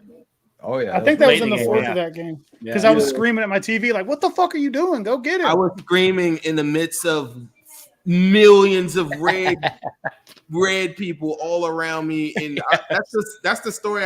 When I put my son to bed, sometimes I tell him, "Hey, that time? I have to tell you that time we were down 21-3." Yeah. Like, what, Dad? Like he acts surprised every single time. That's like my favorite story. Down 21-3 at Arrowhead, bro. Yes, that is a game. Insane. You had to be there. You had to be there. Oh yeah. So we're hitting halftime here. Zim, I just want to update you. Our cool factor here. We're about at 5,000 just on Twitter. Okay? There we go. All right, come on. Now we got a real show, boys. Now we got a real show. That's a big deal for us. I know you guys do numbers. That is a big deal. But I don't do. I do want to give you guys an out. I told you guys 15 minutes. You've really gone well over that. Whole half of a football game. Yeah. Drew and I are drinking. We're sitting here. We're going to be probably watching this game until one of us falls asleep. If you got to bow out, just say it. Take off. You're good. If you want to hang out more, hell yeah. I'm having a good time. I know Drew's having a good time. This is good shit. So we're at the half here. In the first half of football, I want to start with you, Zim. What have you seen? And you can't say Jordan Battle. That's my only rule here. Can't say Jordan Battle. What have you seen this half that's really impressed you?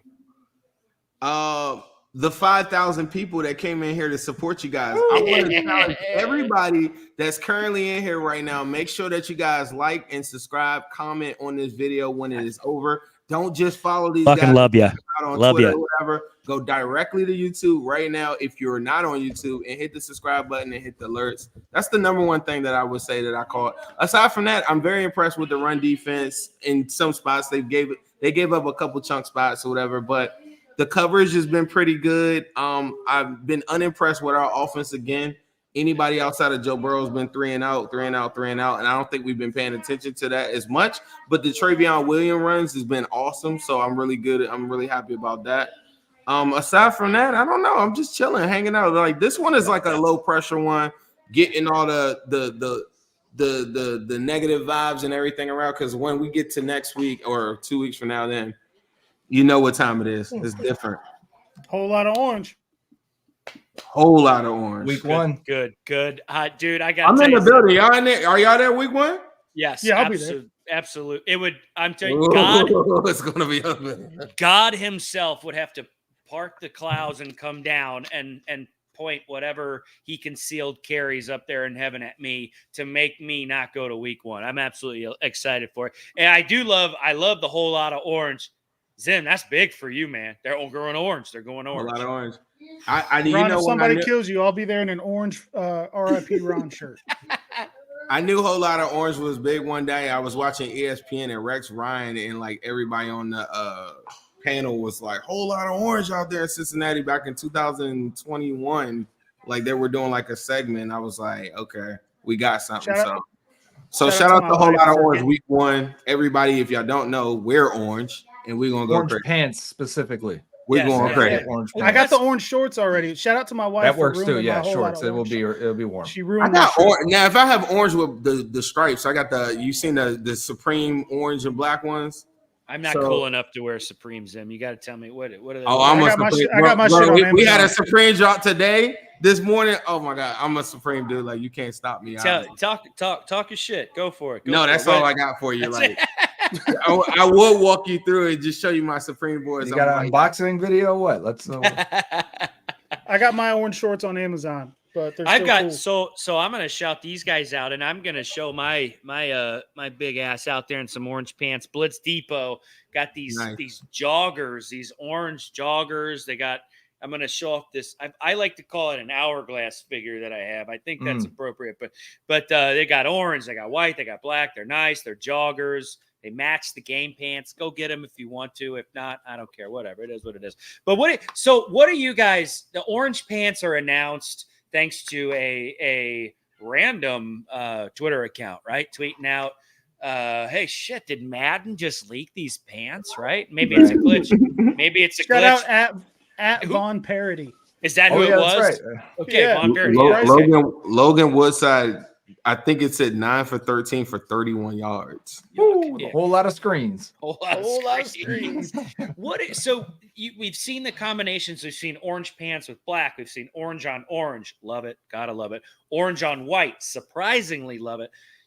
Drew, let's start with you. Then let's go to Joe. Let's go to Zim. What uniform combination are you most looking forward to this year? I want to see the orange, but I want black socks. On all my Madden messing around, I think that looks the best with black socks. I love white Bengal. We've seen it enough. So I think white tops with orange pants could be really cool, but the all orange is just so new. It's the thing we haven't seen yet. It's the build up to week one. So I got to go with all orange, just hopefully with black socks. And I think they will. Yeah. So the last few years with the white Bengal combo, it means they only had one orange Tiger game every season, because they can only have 3 alternate games a year. So I'm happy this year we got one white Bengal game, which is fine. Let's bring 2 orange Bengals games, which looks like Steelers, right? And then the Patriots week 1. So that's fun. I mean, I'm down. I always thought they looked best in orange, and they've always played well in orange. Their record is tremendous. So my favorite uniform combo the Bengals have had with the current jerseys and the ones that they wore before were orange jersey, black pants. That's been my favorite. Sam Hubbard behind Ron down there. Yeah. Yes.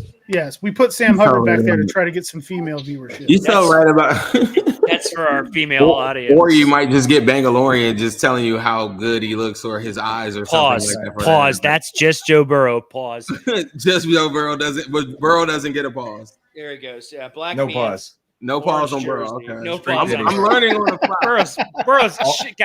Burrow's a sex symbol. It is what it is. You got to deal with it. Do you all think about the orange uniforms and think about when we played the Chiefs at home that day? Like every time I see the orange uniform, I always think about that game, because in my mind, everybody has a vision on how they want the Bengals team to look, and we kind of talk about it, and you can see like when people tweet certain things, I'm like, oh, you prefer this. Like everybody has their own preference. My preference is that game. Joe Burrow drops back 30 times. P. Ryan runs for 20 carries, 5 yards a carry. It's like the perfect game, full control. Tyler Boyd drops a touchdown. You're up 14-0. Every single thing about that game. Do you know that Joe Burrow threw 88% in that game? His adjusted completion percentage was like 92 or something crazy. So you're talking about 2022, not 2021? Right, 2021 they were orange also. Yes, and the 446 is another one of my ones. So like both of those times, I just think of that orange one. I'm like, bro, they cook. But the 2022, it's not a sexy game. It's not as sexy. But when I think about how this team is going to be, that's exactly how I wanted to look. Let me give you another one. 2019, the Ryan Finley, Von Bell, Juju Smith-Schuster. That game, Giovanni Bernard was fantastic in that one. But that was black pants, orange jersey, and that's when the orange was the last uniform, so it was off color a little bit. But that they still look so good that night. They did. Orange and A485 Drew in the comments here. We're talking a lot. It's tough to pull up comments right now. Yeah, I remember that. But he said orange should be the primary uniform. A Tiger's orange, black stripes. It is. Orange looks good. We play well in orange. Zim, 88% for a quarterback. That's Chris Kyle numbers, dude. That's a no-hitter, bro. I mean, that's unbelievable. You should have heard when I went into Spaces and I had to go talk to those Chiefers about that. They didn't like my numbers, and I was like, this is a really good game right here. Hey, and do you know that they were not impressed with that? And I just remember those numbers from that game, and I just say, like that's exactly what I want this team to look like. Zim, they're suckers. That's why they're not impressed with it. They're suckers. That's all it is, man. It's and if you guys don't know it, chat, go if the spaces happen at the top of your Twitter. It's like a bubble that's like a bubble rectangle or something. Zim, I've done this a lot with you tonight. King of Spaces. They're unbelievable. I thought that was the glazing symbol. Go in there. Right? That's when you. Okay, hold on. This is Wait. What would be the Goodberry, hand this gesture is for glazing? Joe. This is a family show. I think you might be on the wrong show if you're thinking that's a glazing. I'm sorry. This is putting the crown on. This is putting the crown on. I'm sorry. You have a lot of helmets and masks and helmets behind you. Pick one of them up and place them on your head. That's how you do it, right? Yeah, that's how you do it. There you go. Yeah. Hey, what is that? You know what I was thinking, guys? Nope. We're just rolling. Never. We're rolling. Check this out. Now, Joe has got all these helmets and everything like that, right? Yeah. But do you know that there's a lot of power in the energy that we as fans put out to get this team to win a Super Bowl? Yeah. Will you boys be willing to take an oath of solidarity that we have to do? Like, you're going to have to do something. It's like a tattoo oath. It could be. Now, I came across like a couple of my guys over in one of my forums over there. We call it the Ringless Bandits. They hate us over there, and we talk trash to other teams, right? So in there, they said that I had to go get the Mark Davis haircut. You know, like if we win a Super Bowl. So it's a celebration haircut. I'm stupid enough. Sounds like a punishment. To do it. I just like stupid stuff like that. So you guys have to now at this point, you have to go and come up with something now that you are 100% locked in, that you're going to let everybody know right now. And it can't be some cool stuff. It can't. If I'm going to do a Mark Davis haircut. Drew's got his. Drew's got I'm getting his. a vasectomy for sure. You said a what? What did you say? Vasectomy.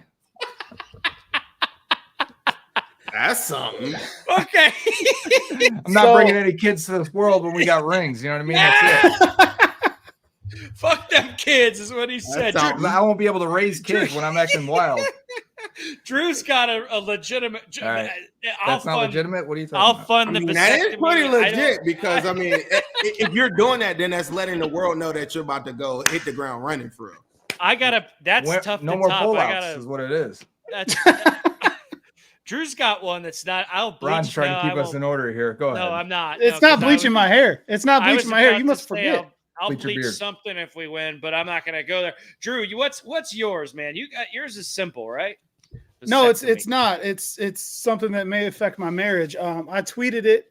It's been bookmarked. I can't run from it. I said if the Bengals win the Super Bowl, I'm gonna get a Drew Sample tattoo in the tramp stamp area. You can't see it on the screen, but show it. So I'm gonna call it the champ stamp, and we're just gonna put it in the tramp stamp area. It's a picture of Drew Sample. I will get champ. No, I gotta think about this. Let me think about this. I'll get one. Vasectomy is insanely tough to top. It's, permanently altering your body. Sample tattoo though is disgusting. Zim, you've got to. What are you gonna do with that like later in life? Like, what are you gonna listen to me. I bet Drew Sample anytime touchdown all year last year, and if you look at the numbers, it was profitable. An Ocho Cinco tattoo? It's Drew Sample. What the fuck? Hopefully nobody's looking right above my ass too often. Well, just me, not too just often. Me and just Victoria, once in a while. But every single game, I watched this guy lock in on whatever betting app. Drew Sample anytime touchdown. Every game, and you came out on top. You came out on top. Profitable bet, not profitable by much, but profitable. No. Yeah, I'm watching a Shane Steichen interview, and he's got like that steely eye look where he just looks like a 1950s New York Yankees pitcher or something like that. Like, I don't even know if he's like, we're gonna come out slanging. Say we're gonna the second half. Yeah. Looks like Kyle. I feel like he like single-handedly like went through Babe Ruth's like batting routine or something, like just watching him talk. Oh my God. Bangalorean, what do we got here? Trey. Bangalorean got to get that Lexus King beard cut. I don't know what that is. Help me. What is that? I don't know what that means. Who's Trey? Lexus King? Trey, please give us details in the chat here. A company called New York City Gas, Zim. I've seen several people ask you to bring that up, so I'm glad you put that in the chat. I'm just trying to give the chat some love here. We've been chatting ourselves here all program. Absolutely love it. Just watching some ball with the boys. 100%. Yeah, talking about what they got that show called Busting with the Boys or something. What are we gonna call that? This busting, busting. This is busting with the boys. Busting. Yeah, busting. Goatin' with Goodberry. Goatin' with the Googlers. Goatin' with the Glazers. Goonin with the Glazers. We're about to get canceled, folks. Goonin' with the Glazers. It's been real. Crazy it's been real, guys. Shaka Hayward's back out there. All right, here we go. Ellinger back. Just like that. The second half is underway. I definitely do need to get something to eat before I get into the third and fourth quarter. All good, man. Take off, brother. Both of you guys, if this is the time you need to exit, please. You've stayed much longer than we anticipated. You sound like you're kicking him out. No, I'm not. Yeah, you guys, you've overstayed your welcome. Please get the hell out of here. No, we love you guys. Yeah.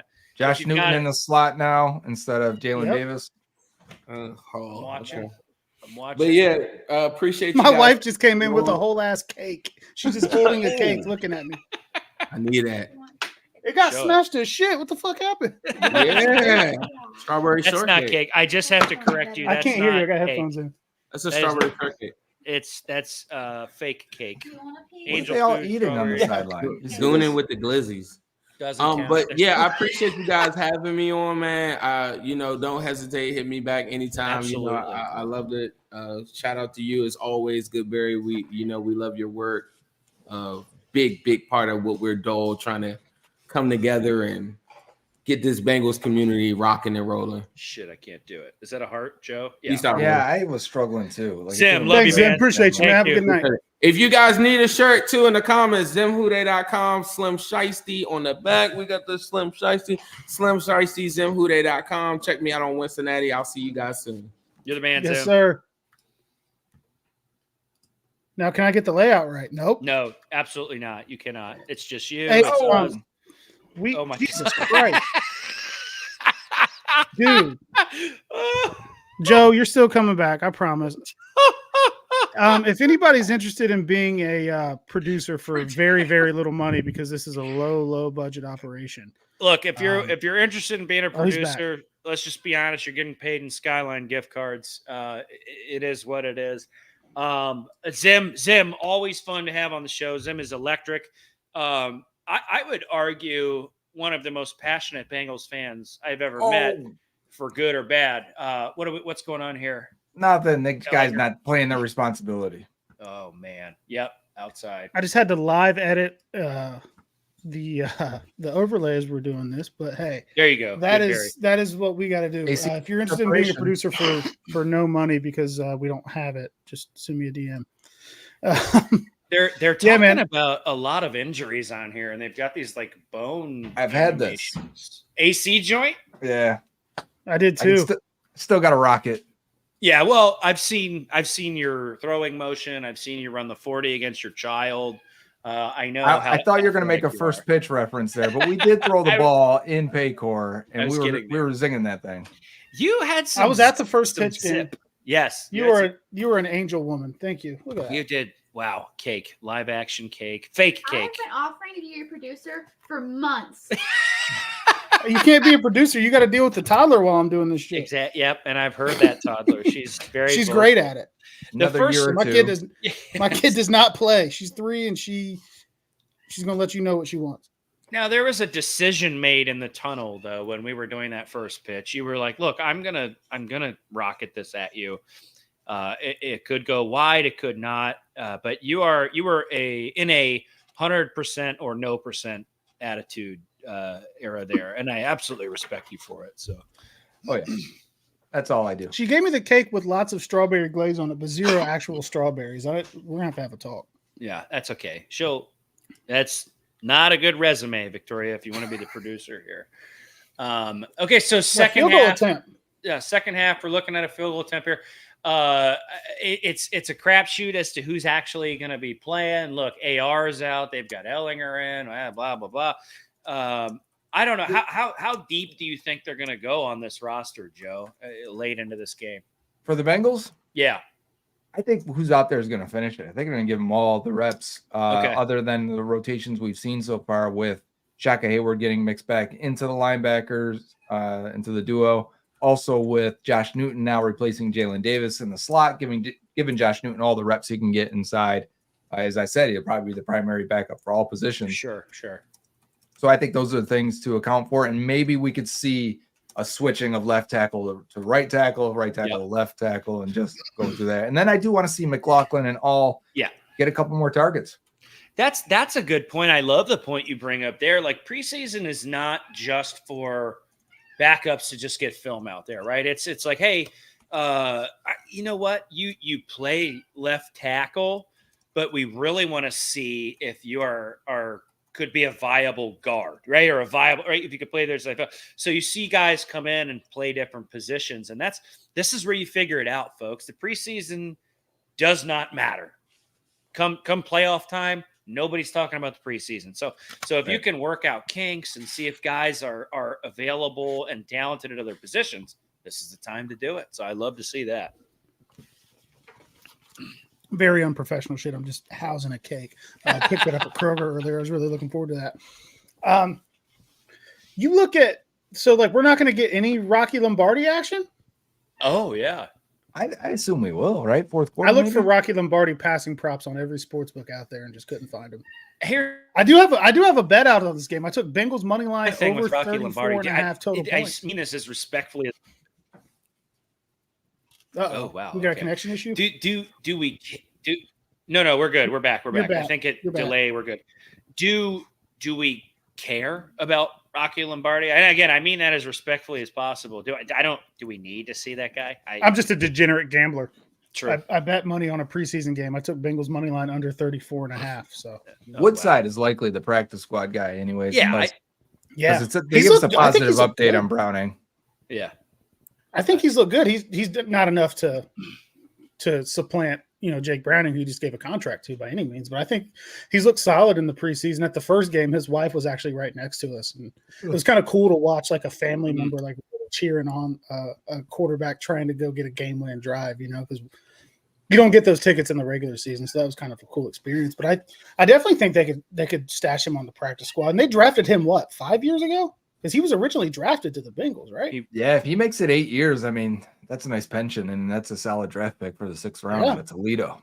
I would love a pension's nice. I guess it's nice, but there's a good comment here. Are Joe and Zim going to be regular special guests? Really like the format of having multiple opinions. That's actually, I'm just seeing now, that's Victoria, your wife. I don't know if she's saying that your and I opinions are shit, Drew. Perhaps that's a dig at us. I don't know. She's just wondering how often they're planning on lowering their standards. Exactly. Yeah, to come into the slums here. I'll say this, folks. I think you're going to see a lot of Goodberry and other people here working together as the season goes on. I anticipate a lot of collaboration. So just look forward to that stuff. We got a lot of stuff cooking. We're excited about. So what do we got? I'm sick of just you guys. Yeah, Victoria, I'm just sick of you guys. It is just kick her out of the chat already. She's bullying us. There's internet. The problem is I live in the same house as her. I can't just block her. This isn't Twitter. This is real life. You're right. You're absolutely right. Yeah. So, Joe, do you have any plans to come to Cincinnati? You going to hit a couple games? I know you usually show up a couple times a year. Oh, yeah. So First Star is bringing me out for the Week 3 game versus Commanders, and whatever week the Eagles game is, the White Bengal game. But I would like to add a third game. My kid's been asking me. Jermaine Burton with a catch on a deep in route looked like. I'm watching it. Ball's out. Burton grabs it. Left side of the field, hangs on to it. Love to see that. Tackled by 37 speed, whoever the hell that is. Now we're talking to Bucket Hat Taylor here. But it's good. You get in for 3 to 4 a year. I know you live up north. You got a great job up there, so you got a good thing going for you. But when you come into town, I mean, it's a good deal, big deal. This cat just wants to be on the show so bad. The cat. Bring the cat up. He's right there. What does the cat think about what's going on? It looks like a Bengal. Yeah, he does. Joe, you have a big cat too. So I do. Yeah, he's a very talkative boy, huh? Yeah, he is. But when you come up, it's always electric. It's fun. First Star bringing you up. You're obviously probably going to be in the suite. What tailgates you think you're going to hit this year? I try to hit as many as I can. I There's been a couple I haven't been able to get to that I would like to. It really depends on how much time and how much is going on that week. Sure. A lot of times, like last year, I was down for the Ring of Honor game. I haven't missed a Ring of Honor game yet, so that would be exciting. But Willie Anderson wanted to get up, and I was like trying to track down where he was going to be. And then Bengal Jim was like, "Hey, he's going to be here at this time. I'll text you when he's there." So I was at a different lot, and then he texted me, "All right, Willie's coming now." So I went, hit that up right away so I can go meet him because we've never met in person. And that was cool. And Jermaine Burton coming back on a back shoulder. Right, I'm watching it. Woodside throwing. Placement, wow. Good play by Burton. Oh, flag. I'm looking at a flag. Like DPI. Okay, DPI. Okay, love it. So you look at not to cut you off, you're coming in town, love it. Willie Anderson meeting up, that's great. Bengal Jim, king of the jungle. Yeah, so things like that happen. So I don't always plan where I'm going to be because you never know. It is tough. I run a gauntlet, man. I show up at like 7 a.m. to Longworth, start drinking beer, and I just bounce. I just walk. I get my steps in for the week. Yeah. I say stupid stuff on a camera, and then I forget your name by halftime. So, Joe, I want to ask you on a play like that, Joe, is that Woodside putting the ball where it should be, or is that an underthrow, right? I think that was inside too far. That definitely looked like a vertical ball with the option of a back shoulder. You typically want to lay that towards the boundary where the defender isn't. Once the defender opens his hips and you're running with him as the receiver, if the defender is more downfield than you are, if you're not past him, expect a back shoulder ball, and you can ramp it down and turn and expect it right then and there. If you have beaten the corner, you need to then stack him and get on top of him and expect the vertical ball. So, there's that communication of knowing, are you actually beating the guy or not? And if you're not, you got to throttle it down and expect the back shoulder ball. Yeah, to me, that looked like an intentional back shoulder that ended up being a little bit too short. But again, a guy like Burton making a play there, I love to see it. We're deep He's into made the a couple roster contested here. grabs this preseason. Absolutely. And I think that's his game. Tough football. That's his game, right? We're deep into the roster here. I'm seeing names that Kane, you know what I mean? Names that aren't Noah Kane. Yep. Back. Noah Kane that aren't household names. But it's been a fun one so far, regardless of scores and things. It's nice to see these guys get out there and play. Another look here at the Guardian cap. The blitz is coming. What are that? Yeah, definitely. What are your thoughts on this Guardian cap, dude? I think it could look better, but I love the idea, and I do think it's got potential. So having padding on the outside to me always made sense in a lot of ways. Now I don't like that two padded helmets because I did experiments with this. You wouldn't believe it, but maybe you would, Ron. Ron would believe it. I might. So I had extra helmets, right, and I created a foam outer shell that could be painted and what obviously absorbs some contact. And it looked better than this. It was more like the Guardian cap without the logo beanie over top of it. I think you could make more permanent looking helmets that can be padded on the outside and still carry the logo very well. And I think we may see that coming in the future. So we got a punt, fair caught, no contact there. In Indianapolis ball. Is it like, why don't we just make helmets better? I'm a simple. That's what I'm saying, right? Like, why are we putting things over helmet? To me, I don't get it. I think that maybe somewhere along the line, somebody said, "Here's some science that said these work," but it's like, well, wait a minute.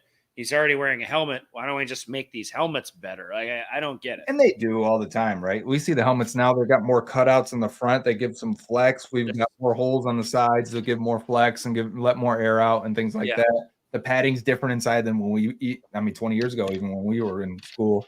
Buckets. Helmets are completely different now, and they can only last 5 years, and you got to turn them in, and they got to be new helmets.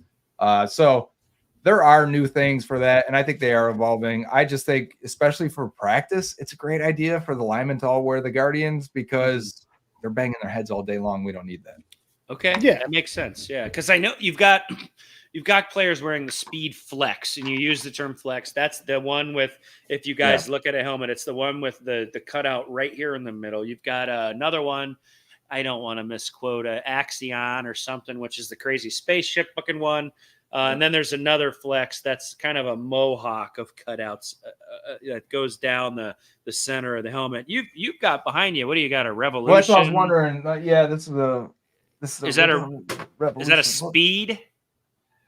That A Revo is, right? speed? I think it it's is. a I wonder if Revo it's labeled speed. somewhere inside, but I do think that's what it is. Yeah, because Are you going to wear that to the White Bengal game? he should. He really I don't, should. but So I back when we played, it was a bucket, and if you were a senior, you got a Rydell Revolution. you got yeah. The Revolution. The first Revolution was like the helmet, and you look cool. And now they look like buckets compared to the shit that's out there. So, helmet technology. God, Joe, that hat is so nice. Thank you, sir. You like that underneath? Yeah. Yeah. I'm trying to remember what the older kids on our club team got. And I can't remember the name of that because now I don't care what they're wearing, right? But my son was super excited to get this helmet, and I'm about to go yell to him, "Hey, what was that? Did you get?" Because he's one of the kids now. It's got to be the Speed Flex is got to be right. Popular one. I think that's a popular one.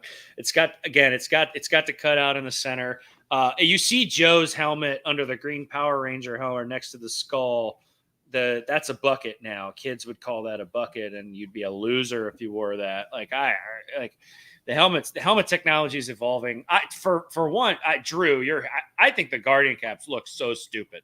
Like just flat out. I think they look.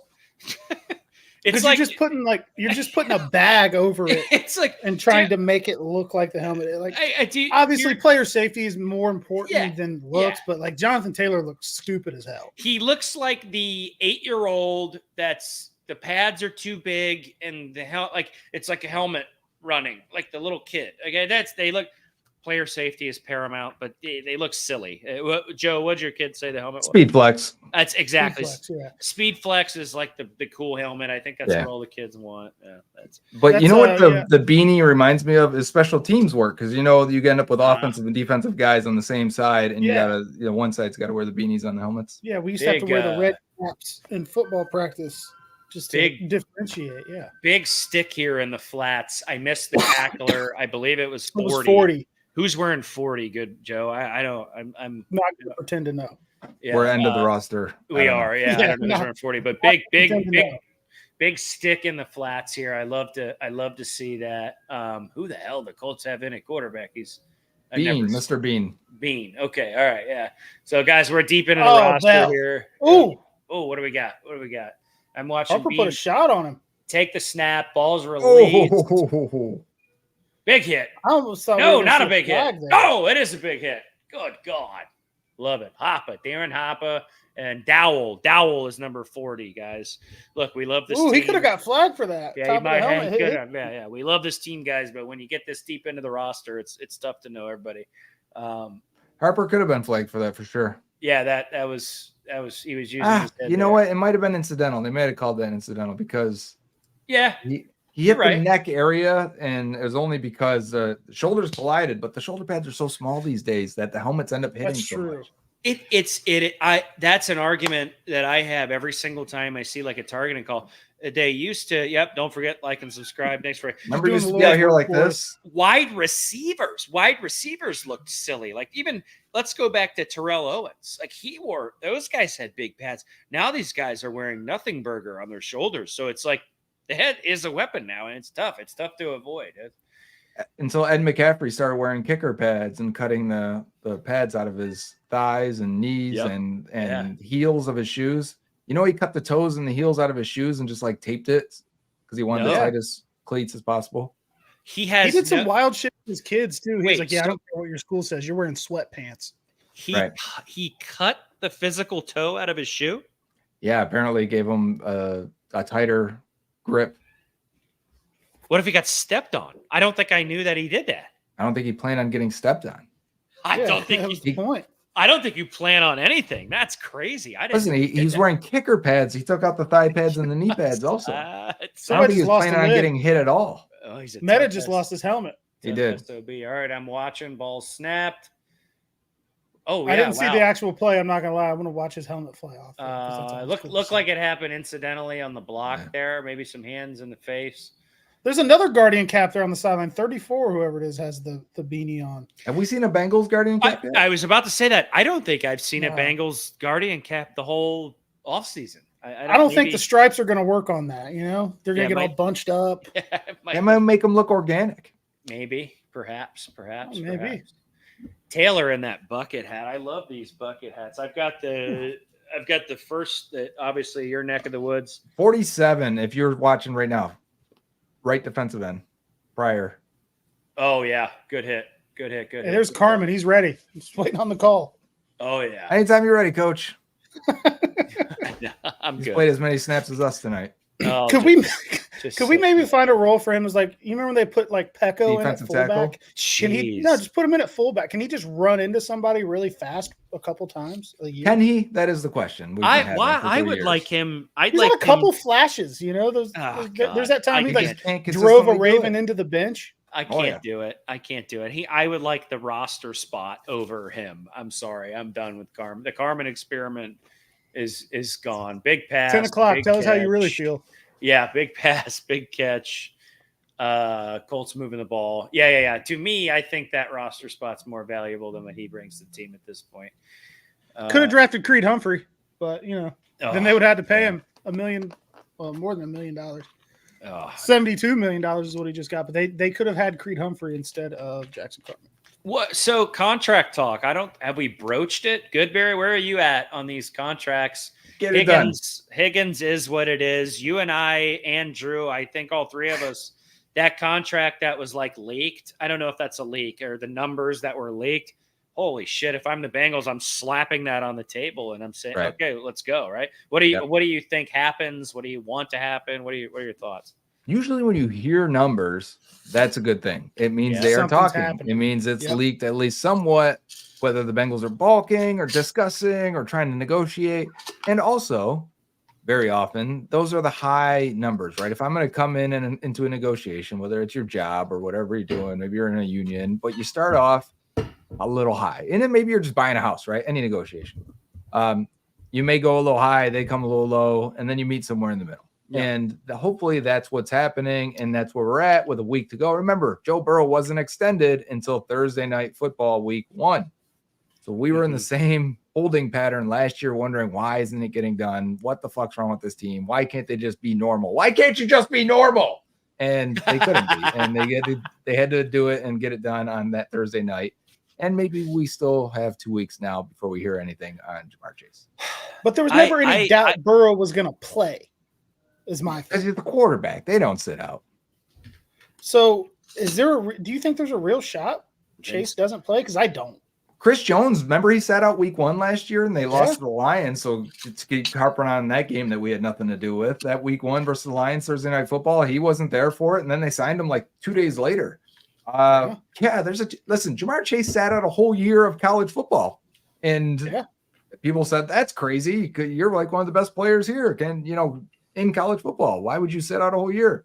Sat out a whole year and didn't affect him at all in the draft, still made all of his money. What lesson do you think he learned from that? Yeah, protect yourself and bet on yourself. You're going to do it, and you know how good you are, and you're still young. So, yeah, there's a chance, but it's too much money. It's like $350,000 or even more, maybe like $400,000 just to miss that first game. It's not worth it. That's so much money. Holy shit. I can't see it. I think a lot of that's posturing. Maybe agent leaks, whatever. I can't see him sitting out, and that guy fucking hates the Chiefs, man. I just can't see him. He'll be back for week 2. He hates those dudes, man. Like, if he were to sit out, I could just see it. Like, he's gonna come back for week 2, then sit again, or whatever. Let's not even worry about him sitting out and just go sign the fucker. Like, we know he's gonna come here. I think that's a great point when you said if you would be okay with him getting that deal on the free agent market, then that's his value, and I think that's a phenomenal way to put it. That's his worth. That's his worth. Probably a little more, to be honest. Probably could make more. But to me, that contract, those numbers, if they're true, and Drew, you're smarter than me. You kind of explained the breakdown to me. It makes sense. Oh my God! Because next year it's bigger. Just get it done. Just get it done. The reason I had some of that breakdown to give you is because I subscribe to Goodberry on Twitter. If you guys in the chat don't, you should. You'll learn a lot. So do I. Yeah. But I did do some math. I saw everyone else had the same thing afterwards. It was like I did some adult math myself too. But it breaks down to like a 32 million average per year, which is right in line with Jefferson. I think probably the bulk right now is the guaranteed money, and they'll probably find some common ground on that. And there's all this talk about you have to move the money to escrow and people worrying about the cash fluidity of the Bengals. They just did it with $200 $20 million for Burrow. But I tend They to didn't think spend that a lot of NFL cash this year, franchise- though. New cash. No, they didn't. Yeah. The money. And when I went to the preseason game, 0 soap in the bathroom. So I think that might have been a cost-cutting measure. Okay, all They right. did sell all those TVs also. So I got one. Ron of bought them one, is- yeah. I bought one. It's in my basement. you're helping fund the Jamar Chase This. guaranteed. I tell you what, I'll take it. I'll take it. Charge me $30 for a beer. It's fine. I get it. I know what it's for. Yes. Hell yeah. It's just to me. If you're it's telling me this goes to Jamar Chase, I'll buy 2 beers. I will. Yeah. Absolutely. I'll buy another TV. I don't care. I'll buy a year of parking. It's just, but that contract, just do it. Just why? Why are we waiting? Just do it. I do appreciate though that Jamar has just simply, I'm not going to practice. That's it. Has not ayuked on Instagram or anything like that with any stupid emojis or anything like that. There's really no drama from him or his camp. He's just posturing, and it is what it is. We're getting a Rings of Power trailer right now, Ron. I don't know if you're watching still. Did you like the first season? Be honest. I I did too. It got so much hate. Did it? See, I stay away from what people think. It got a lot of hate. A lot of people, and Drew, sorry, we're nerding out on you. Zero idea what you're talking about. But I thought she played a very good Galadriel. I really did. I thought everyone was fantastic, to be honest. It was really good. Yes. And the depiction, Drew, I'm so sorry. Hey, dude, do your thing. We'll just chill. The depiction in the history of Sauron. Yeah. Beautiful. Absolutely beautiful. Especially because they kept us confused for the whole until the last episode. Who the hell? Who is this old homeless guy? Who knows? Everybody was guessing and speculating. Oh, that's Sauron, but nobody knew, right? It came down from the sky. Whatever. It was very well done. I liked it. What was I saying before we nerded out? I don't even know what I was. Ooh, sign Jamar Chase. Yeah, just sign the fucking just kid, fucking man. do it. I think my gut tells me now, and it's changed like since I think even a couple shows ago when we talked about it. I just feel like with the number getting leaked, or that came from Richard Skinner. I feel like Leonard Skinner. Yeah, I don't know. I just feel like that more that from gives me Leonard more Skinner or confidence. Richard Skinner.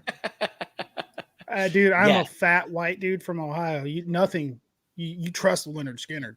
Damn it. Right. Hey, I you don't gotta- trust the damn media. No, hell no, brother. I gotta point out we're flirting with 5,500 here live watchers. How about that?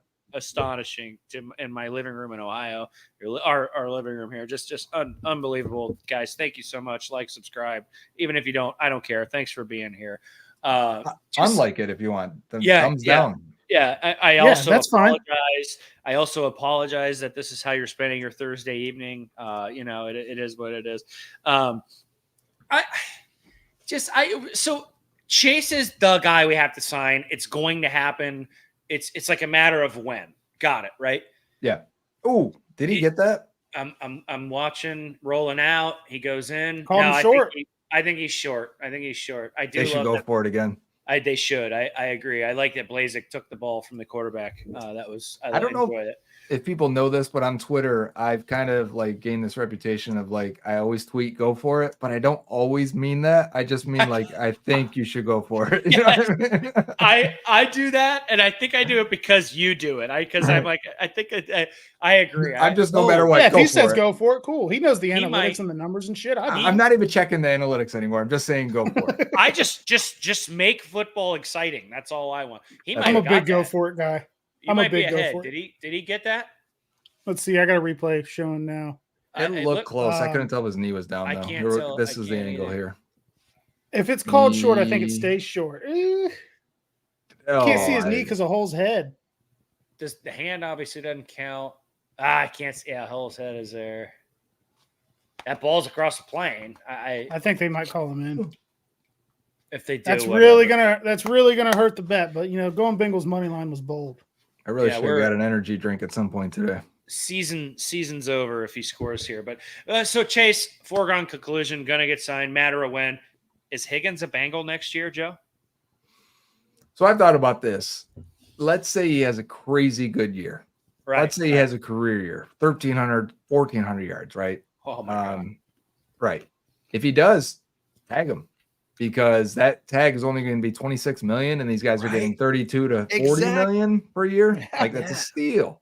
So they may want to structure Chase's contract to give them that flexibility to be able to have that option. If you say, all right, we're going to front load some of his money and we're going to make it so his cap hits are more even throughout all 6 years remaining, that might hurt your chances of tagging T. But if you say, all right, we'll slow increments and then bigger cap hits the final 4 years, well, then you can tag T next year. Yeah. At that point, why not just do something long term? You're going to pay him $40-some million guaranteed across the 2 years, pushing 50. Like, why not just get something else done? I think it's probably principle and the agent and then just needing to win rather than actually. God, I hate that, dude. Look, we can all hate on David, but he's very good at his job, and you can't not. Yeah, he absolutely is. I don't like him, but you cannot. So are you? Joe, I can't. I'm backwards here. Joe, you go first, and then Joe. Are you team tag and have him play, and it be a thing, or are you team tag and trade him for second, third? I don't think you're getting a first, but. You know, I guess I'm always interested in trades if the right value is there, right? If someone comes and says, hey, we'll give you a first-round pick for T, well, then all right, I'll take it because I want the 5 years of that next player, and I'm confident they can draft a receiver. Do you think a first is a viable? No, and that's why I'm saying. So now when you go, all right, does a team offer you like Jahan Dotson got traded for what, a third and a seventh? Yes. Yeah. Like Jahan Dotson's a fine player. Like you could take that as your number 2 easily. Truly. And so I think T's better, don't get me wrong, but I mean, like if that's what you can get receivers for, then who's going to give you a first for T? They're not, and especially one that where you've got to pay him $30 million a year. So I think a second is your best bet, and it's more than likely third plus something down the line. And in that case, then I might as well just keep them because how many third round picks have we had that have been impact players? It's really hard to find that. It is, and that's a good point, the impact, right? Like if we don't go out and win it this year, I really think we got a shot. Why not just keep the talent around, I guess, and try to win it next year? Maybe you add talent through the draft and some other things. Lorenzo, you're going to learn so much. Yeah, you are. Because the salary cap it's never going to go down. It's always going to go up. And there was always the talk of there's no team paying a quarterback and 2 receivers, but now there's a roadmap for it. You see Philly did it with A.J. Brown and Devontae Smith and Jalen Hurts. You've got Tyreek Hill getting a new deal with Jalen Waddle and Tua just getting paid. Like, so you're seeing a roadmap for it now. A lot of people say that comes down to how much cash is your owner willing to spend? Is he willing to restructure deals and turn it into signing bonuses like you see Cleveland do all the time? And then that kind of pulls into Cincy Diehard 44, sell the team, Bob. He does not like Bob Castellini. That's the wrong comment because I'm an idiot. Yeah, you are. That's true. You are an idiot. Should they or can they restructure Burrow's contract? And I put up the wrong comment because we're so wildly popular. Will he do restructuring Burrow's contract is something that has been broached. How do you feel about that? Yeah, of course you can. And really the players typically do not mind that. It's saying because they don't lose any money when you restructure it. This isn't a pay cut or anything like that. It's saying, hey, I have the $30 million cap hit this year. We want to give you we want to convert that into signing bonuses, spread it out over the lifetime of the deal because signing bonuses can be spread over the if you have 5 years left and I want to give you $20 million in a signing bonus, I can make it a $4 million hit over the 5 years. You know what I'm saying? Sure. Yeah. So now your cap hit is only your base salary plus the $4 million. I turn your $20 million into $6 million cap hit, and you just got all your money up front. So like you got your money on September 1st rather than increments of 17 installments over the course of the season, or 18 now. So the players don't mind that. Give me the money now. And so could you do it and should you do it? I think yes, you should, because the cap keeps going up. $5 million this year is worth $5 million this year versus $5 million in 5 years. If you spread that cap hit to the end, that $5 million is worth less on a $350 million total cap than it is on a $270 million total cap, if that makes sense. Yeah. Why Lassiter, obviously a couple plays back, Lassiter like a rocket up the middle out to the 30. Interview with friend of the program, Logan Wilson. And then breaking news, Jackson Carman is playing NFL football right now. As you guys watch. Now we're looking at shit anymore. He's got more snaps than us. Yeah, that's it. Tonight. Yeah. Now we're looking at the McPherson. Hey, it's a good rep. Hey, Yeah. We got That's a Trey good Hill rep. at center. Yeah, you're right. Oh, okay. Yeah. That was a good rep from Carmen, his first snap. It was. Woodside dropping back and absolutely just throwing the fucking ball into the dirt. Gotta love it. Good rep by Carmen. Bench him. See what's on the market. Second round pick, guys. Yeah. Show National that champion at Clemson. Just mail that clip to everybody and call him national championship champion Jackson Carman. Absolutely love it. I love that Lorenzo's in the chat here. Big time friend, awesome follower. Not even cook. Yeah, a phenomenal cook. Not even coaches gave a Oof. shit to see Carmen. He gets the fourth quarter of the last game. Absolutely. Logan Wilson got rocked. Yeah, not Logan Wilson. Logan Woodside. Sorry, the interview was confusing me. Yeah, Woodside. Did I say Wilson? You did, but it's been Wilson's wearing a t-shirt. Joe, we're on hour 2 of this show. He's doing this interview with that haircut, and he got rocked. Yeah. Clip it. About, there was one time we were right and Joe was wrong. Clip it. How about Logan with the double chain? I don't wear a chain. I don't. Maybe I'm in my 30s. I don't need Chains to wear have made a comeback, right? It looks. Yeah, I think the young guys are wearing chains too. He's about to bring a chain in here. Does he have a chain? Are you guys wearing? And give me a thumbs up in the comments if you're wearing a chain, or if you routinely wear a chain. Yeah. Chain. I know there's the chain, right? And then, 55. Yeah, whatever, bro. I got the original 55 I got one of those too. right there. Yeah, I know there's the chain, and then I know there's the J piece, with the cross. So it's like a lot of different stuff. These young guys, it floors me now that we're just older than like. Did you have a chain growing up though? No, I never did. We got a fumble. I had big obnoxious chain fumble, with giant. Pickup chain. I had a silver chain with a bulldog charm. Why? Who knows? I don't know why. Because you're a badass. I didn't wear a chain. I think my mom got it for me for Christmas. Santa Claus did actually. Yes, kids. That's absolutely a fumble. And Tootsie, I don't know how to say this. Definitely Tootsie. Yeah, Woodside putting it down. I like to see the guy at the back end of the roster guys celebrate like this. This might be their only moment. That's fun. Yeah, no chain, too old. Got one under the shirt. Matado, you're cooler than us. Don't wear a chain. I never have.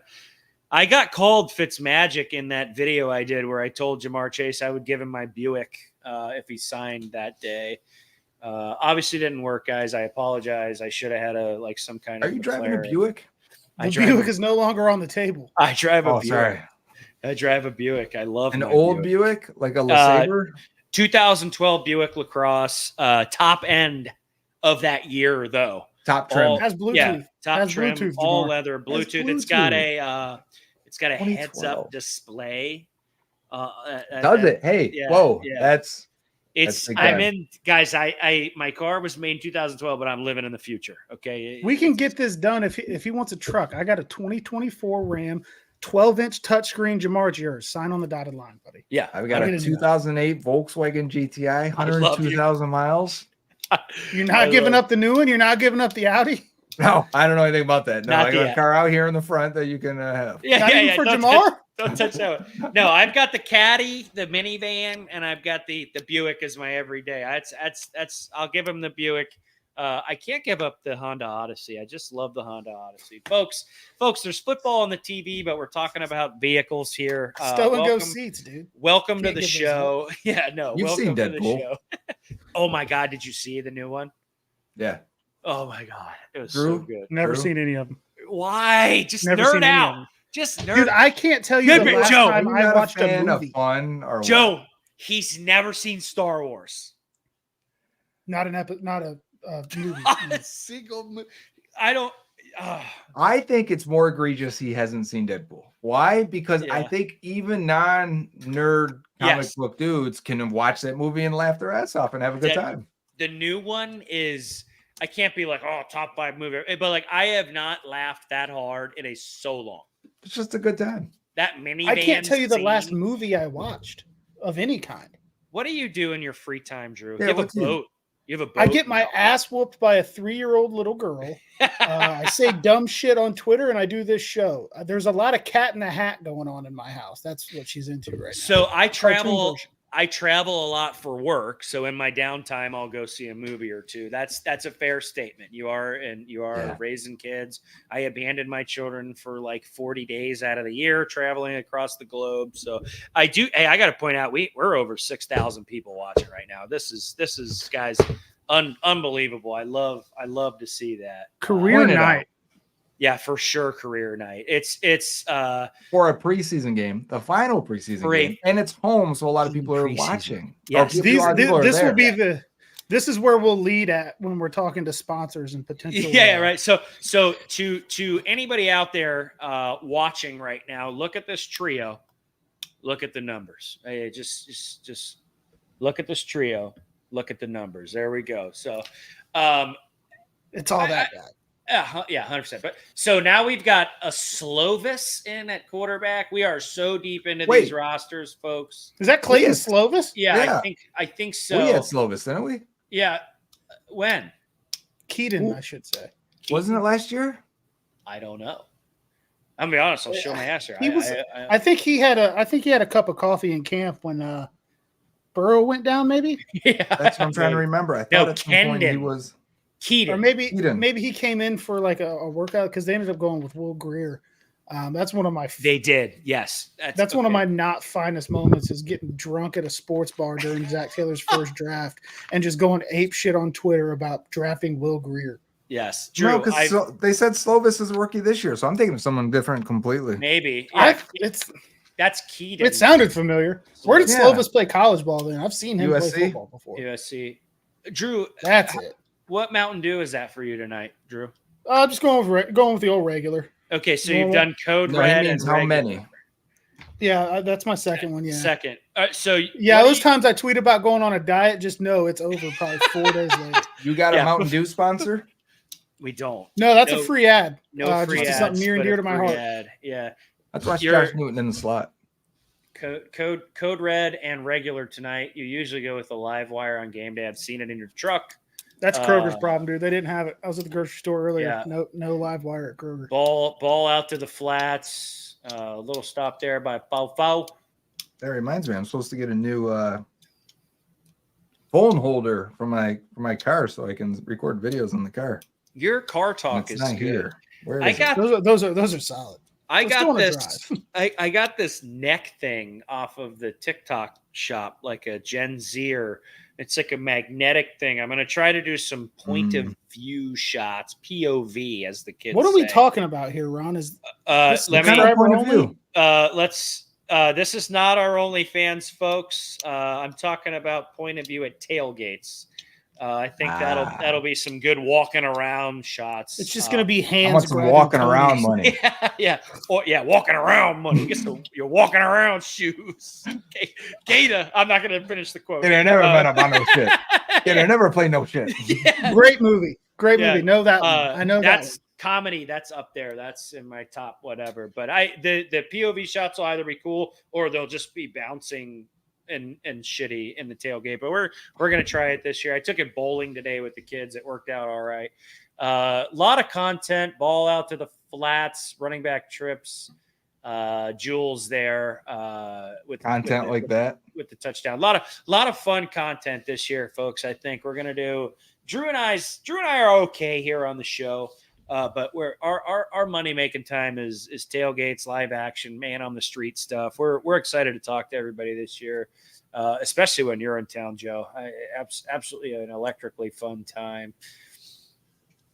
Yeah, wow. I appreciate that. Ron has a tendency to just show up where you're at when you come in town. I've never been called electrically fun, so their quarterback just took a shot. I text him. I do text him. Slovis, he does text me.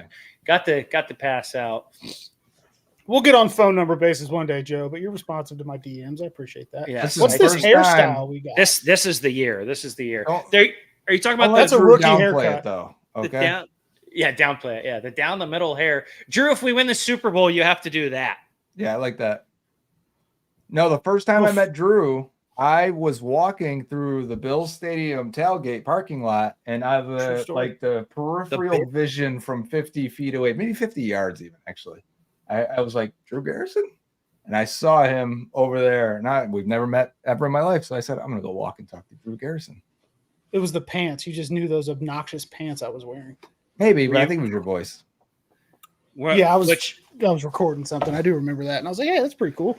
Joe actually came up to talk to people. He's a real human being. There was such a long time where you were just the brain logo on Twitter. Just you know, and brain. now you I was for probably 10 years. You've become forward facing because I was very ugly for a while, so I had to do some. I don't know if you've noticed the gains. Obviously, yeah. Did you have like some reconstructive surgery? Yeah, chin. I did the Tom Brady facelift. Do you see this? Look at that jaw. Look at this thing. I know the kids are into the jaw lines right now. Yeah, kids. Yeah, that's your target audience. Look at the jaw. I have this. Maybe not where I was trying to go with that. The beard here actually hides extra chins. That's why I keep it. I have quite the large chin. That is not for the kids, but the beard is coming in for the ladies. I'm excited to have the beard going now. A lot of pause in the comments. Damn, LOL. Lorenzo. An unsubscribe. We got an unsubscribe from Lorenzo. Hey, it's like I always tell people that announce they're unfollowing me on Twitter or something. Like, I knew that this day would come, and I completely understand why. I'm just going to remember the time we had together. Thanks for being here. I'm looking at a Madden commercial right now. Did you both pick it up? The new one? Did you both pick it up? That game Is it out? Stinks. Whoa, really? Why? I got the bundle with NCAA and Madden. Love it. And Madden just stinks compared to NCAA. I agree. Loaded the clip on NCAA. Yeah, no, the NCAA is just a better game overall. Joe, did you get Madden yet? I don't have either, actually. So I haven't touched NCAA since we played at the First Star headquarters. Yeah, and you beat me. He busted your ass on like a 400-inch TV. 88.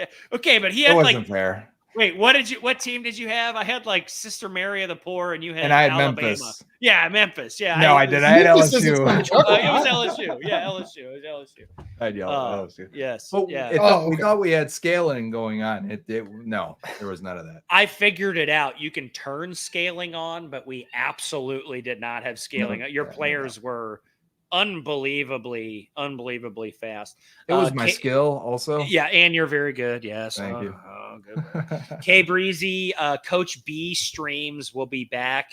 I'm gonna do them. Life got a little hectic there with the job. I was traveling, so Coach B streams will be back. I'll get Madden after the season for 20. Yeah, right. I'd love to stream and play though, and just have a good time. I like do it as I can, and I created this character, Coach B, who's this like Southern guy that's coaching the University of Cincinnati. It's fun. I'm gonna try. Yeah, my program. I'm gonna try to do it as I can. It's just we'll run the ball. Yeah, we gotta learn like my daddy did. Here's a question, Joe. What console are you on? Are you a PC guy? I am a Xbox guy. Oh no! Suck it, Drew. Suck it. America's console. Drew. Yes. Drew is a PlayStation elitist, as they call them. They think they're better than us. I play America's console. America's console, baby. Hell yeah. You gotta say it in a southern accent, actually. Xbox is the far superior machine because that's the one I got on Christmas when it came out. I had the PlayStation 2. That was my last PlayStation. I like PlayStation, but I got PlayStation because when I got NCAA like the early release day or whatever, and people are like, "Oh, you should stream it," and I'm like, "Okay, I'm a 32-year-old guy that's gonna stream video games." Cool. Yes. And yes. I realized I can't plug my camera in. It's cool. Yeah, I have like a relatively nice camera, for this, and I thought I could just humble plug it in brag the PlayStation. Yeah. No, you got to have the PlayStation camera. And I did do some. It's like $400. It's probably not as nice as what a lot of other people use, but I couldn't, and that was kind of frustrating. But then I kind of stopped the streaming thing too because my life got hectic and all that. But Ron, I don't know if you know this, right? But on the Xbox, you just press a button and you start streaming. And he just Yeah. stream. Oh, a Travion. I have a $90 webcam that I Travion's having on. a fucking game. He wants to be on this He is, roster. dude. Yeah, he really does. He saw those P. Ryan tweets. Woodside to Travion, past the 40, just gets barely tripped up. He really does want to be on this roster. These helmets look crisp. Are you guys seeing this also? Yeah. Like, are we getting like a yellow or a reddish orange, like in the lights, or is that Maybe. You know what it is? I think the night sky is making it darker on top, and the lights like going around it. I don't know if you're seeing what I'm seeing. But the colors look different. Yeah, they pop. Look, Travion's having the game of his life. Obviously, oh my God, name just left my mind. Tore his Achilles. Here he goes again. Chris Evans tears his Achilles. There's P. Ryan talk. There's all kinds patella of stuff tendon. going on. Yeah, thank you. Yeah. It popped. Yeah. Do we need a guy? What do you think, Joe? Yes, 100%. I don't think Travion is on many rosters in the league, to be honest with you. I think they're third and fourth. Now not having a fourth at all. Will they keep 4? Well, that's for them to decide. I would upgrade number 3 if I'm not keeping a 4. Okay. But yeah, I think Travion could get on your practice squad, to be honest. So is the running? Sorry, Drew. Is the running back room Zach Moss? Put them in order for me. I think it's Moss and Brown as a 50-50 split in a lot of ways. Moss has never been a really dynamic pass receiver. He's a fine runner. He's never been able to really stay healthy. But he's a good pass protector, and he's got enough wiggle despite being a slower running back. And he's not very big either. He's about the same size typically as Chase Brown. So I don't think there's any clear-cut advantage other than experience there. And I think Chase has the explosiveness and upside and has carried the ball with a heavy load in his college career. So he's at least has that going for him. Travion's running his ass off. He really is. And I think we're going to get a 50-50 split for opportunities and maybe more snaps for Zach Moss because of the pass protection. But I think Chase Brown, I wouldn't be surprised if he outgains him in yardage. Trey makes a good point here, and this is one I was getting ready to get into. I wish we brought it up when Zim was here because he mentioned this. Jerick McKinnon. How do you feel about Jerick McKinnon as a potential addition? Yeah, I'm for it. I think the third running back, though, they basically just use a special teams. So that's why Travion's here. Cam Grandy with a 85 catch. And Woodside got fucking destroyed. Yeah, was that the noise you make? God! Yeah, I was like, God, is he standing up?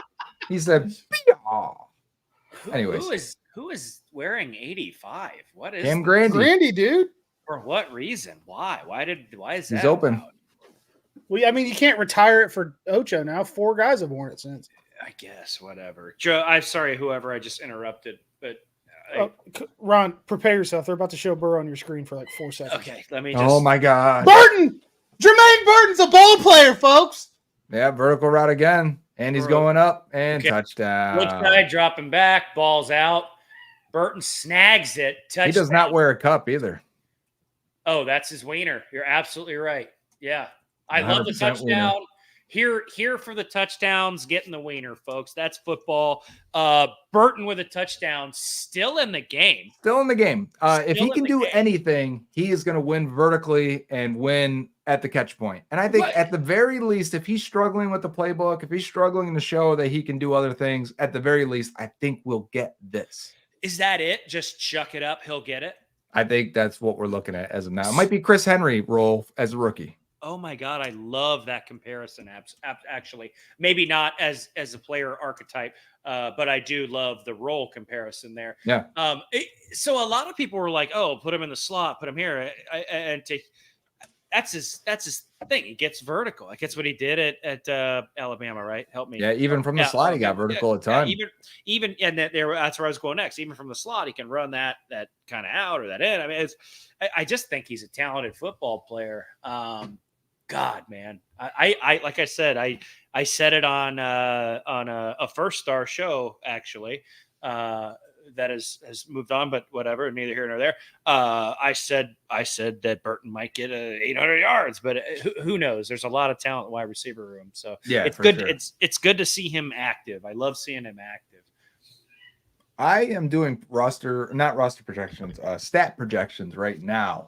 Okay, and I'm really I like quadruple to maybe even 10 times check these over and double check them and compare them to the last like 5 years of this and what do other teams do, and it goes crazy. But I'm coming away with not as many catches for Jermaine Burton as I originally hoped when they drafted him. Same. Right now, I'm around 25 catches for his rookie year, but with a good 14.5 yards per clip and a solid touchdown rate, he's going to have an impact. I just, I don't think it's in the slot the way we envisioned right away. Immediate, yeah. It's kind of the like, oh, they drafted him. He's very talented. This guy's going to be. I don't know. Maybe I'm just ignorant. I don't know that I predicted Yoshivas to be having, to have this offseason that he's had. I don't know that I predicted he would have flashed like this. Yeah.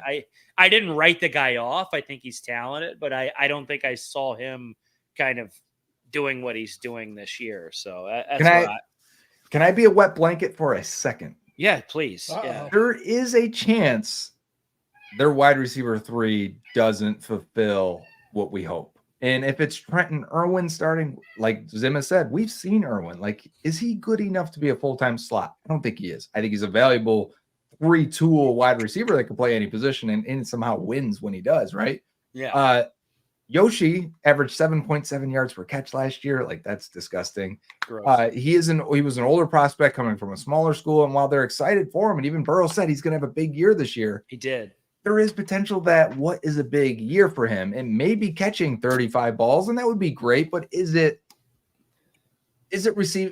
replacing Tyler Boyd's production, or are we just trying to get more explosive from that position with Burton, with Yoshi, with Trenton Irwin, who has averaged more yards per catch than Tyler Boyd the last few years, and with Charlie Jones? So is that our hopes? Maybe we're not as good. Maybe we're not as consistent at wide receiver 3, but maybe we're more explosive, and that's the hope, right? Explosive and young, I think. And I do have to bring up that Ted Karras is on the screen with a mullet. Watch John Mata on this kickoff if Gorgeous. You're there right now. Watching. Yeah, I must be delayed. Love it. You see him knock his guy right down? Absolutely smoked him. But I think the wild card, and I don't know if that's the right term. Maybe I'm just talking out of my ass here.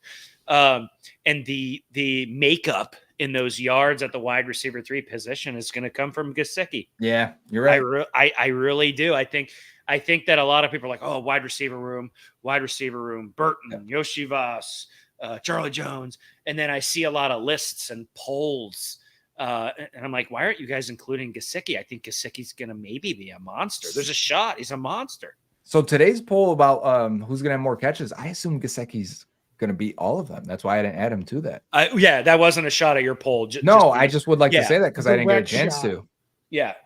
I have him as the third most catches on and third most receiving yards on the team this year. And I think that's why they brought him in, right? Like, if you put him in that Miami offense. That offense was abysmal for him. It wasn't a good fit for the guy. I think here he'll be like Uzama plus. Is that fair to say? I think Uzama plus. Uzama's on the market. He is. He might be done. Yeah, I think this might be it. I love him. Friend. Love Yaz. Yeah, love you guys. I talked to him. I talked to Yaz. They're great people. Wish for the best. But like, I don't think that Gesicki's going to come in and like Eifert it up. But like, I think he's going to be probably the third. If he Eiferts it up, 670 yards, so let's say 700 yards, 13 touchdowns, Joe Burrow wins MVP. Because that means they threw for 5,000 yards, and that means 40-something touchdowns. Yeah. My God. I'll take Trey asked you a question. So let's say he produces like that. Long term, or is he another one and done? I think you'd sign him if he does that. You have to. I would think so too. And he would be smart too, because he's bounced around enough now. Well, he wanted to be here, right? Didn't he want to be here? Did you see that throw? And yeah, everyone gave up kind of, and he just put it up to a spot. Good job, 17. Yeah, he just checked. Was that George covering? I don't know. No, I thought I saw 42. They keep showing Karras's. Is that Laquan Treadwell? It might be Treadwell. 2-minute warning, third preseason game, Laquan Treadwell. Wow. First round pick of the Vikings that year. Yeah, holy crap. Was that the Jonah Williams draft? Might have been. No, that Good was throwback. the William Jackson draft. Oh, good call. Gotcha. Because the Bengals were not interested in Treadwell. Yeah. What's William Jackson up to? Oh, he's doing less than Treadwell. So, Our William Jackson? God, Yeah. man. what a good, that guy had talent. It sucks that He didn't did. get I just he was insanely talented. Yeah, just bullet dodge in the end there for us. But I remember the game. It was in Green Bay, I think, like right after the Brad Yes, he Kowski had the pick firing, and we six had on the pick Rodgers. six William Jackson, and that was the first offense interception coming to Rodgers life. threw in like 200 and something passes. Yeah. See, man, I got a brain up here too. I just don't always show it off. I remember shit. I don't remember like a lot of really important life stuff, but I can tell you a lot of key memories of Bengals games. Oh my God. This is going to be a good season, guys. I have a good feeling about it. Can you hear my cat in the background? Oh yeah, I like it. I did hear the cat. Okay, Cat agrees. All right, good. I think we got a good season here as I watch a Subway Travis Kelce commercial. There's weapons across the board. We got to figure out the defensive line, probably some DB depth, but I'm really looking forward to this season. A healthy Joe Burrow. It's going to be fun. You can help your defense a lot by scoring 30 points a game. Absolutely, that'd be great. That'd be. I think if the Bengals are going to be able to get into a position where they can jump out to early leads and they don't start slow and they can, do that, you're gonna take some pressure off your run defense, obviously, just because you make teams throw. So best way to help a shaky run defense is get a 14, 17-point lead.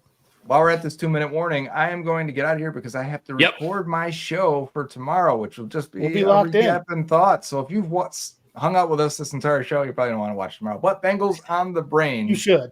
Presented by First Star Logistics, as always. Tomorrow, 7:00. I'm going to recap, give my thoughts on this final roster, maybe poke around a little bit with it. We got some content next week that'll deal with that, and the stat projections will be next week as well. But just a recap of this Bengals Colts final preseason game. Until next time, boys.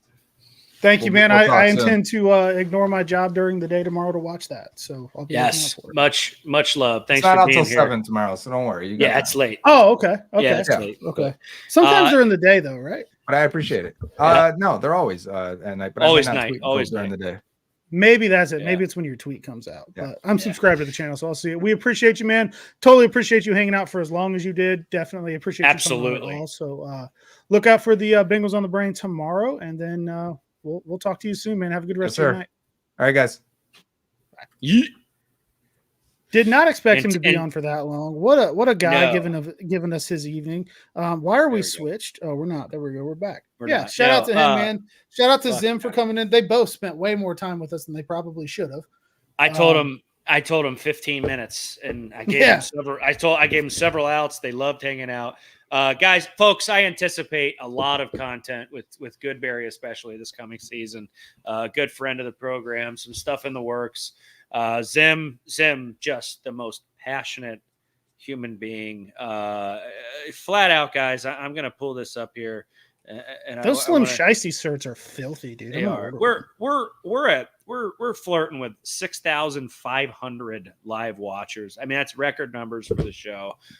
Could start plummeting now that the smart guys have left. It could. But the game's almost over, thank God, so we can get out of here before it gets down to like 2 people sticking with us.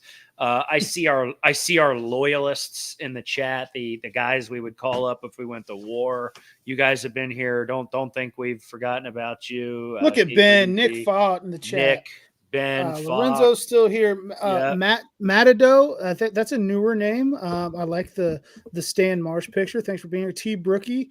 Somehow I got unsubscribed from your show. It was probably your subconscious, and I totally understand it. But we're glad to hopefully see you back.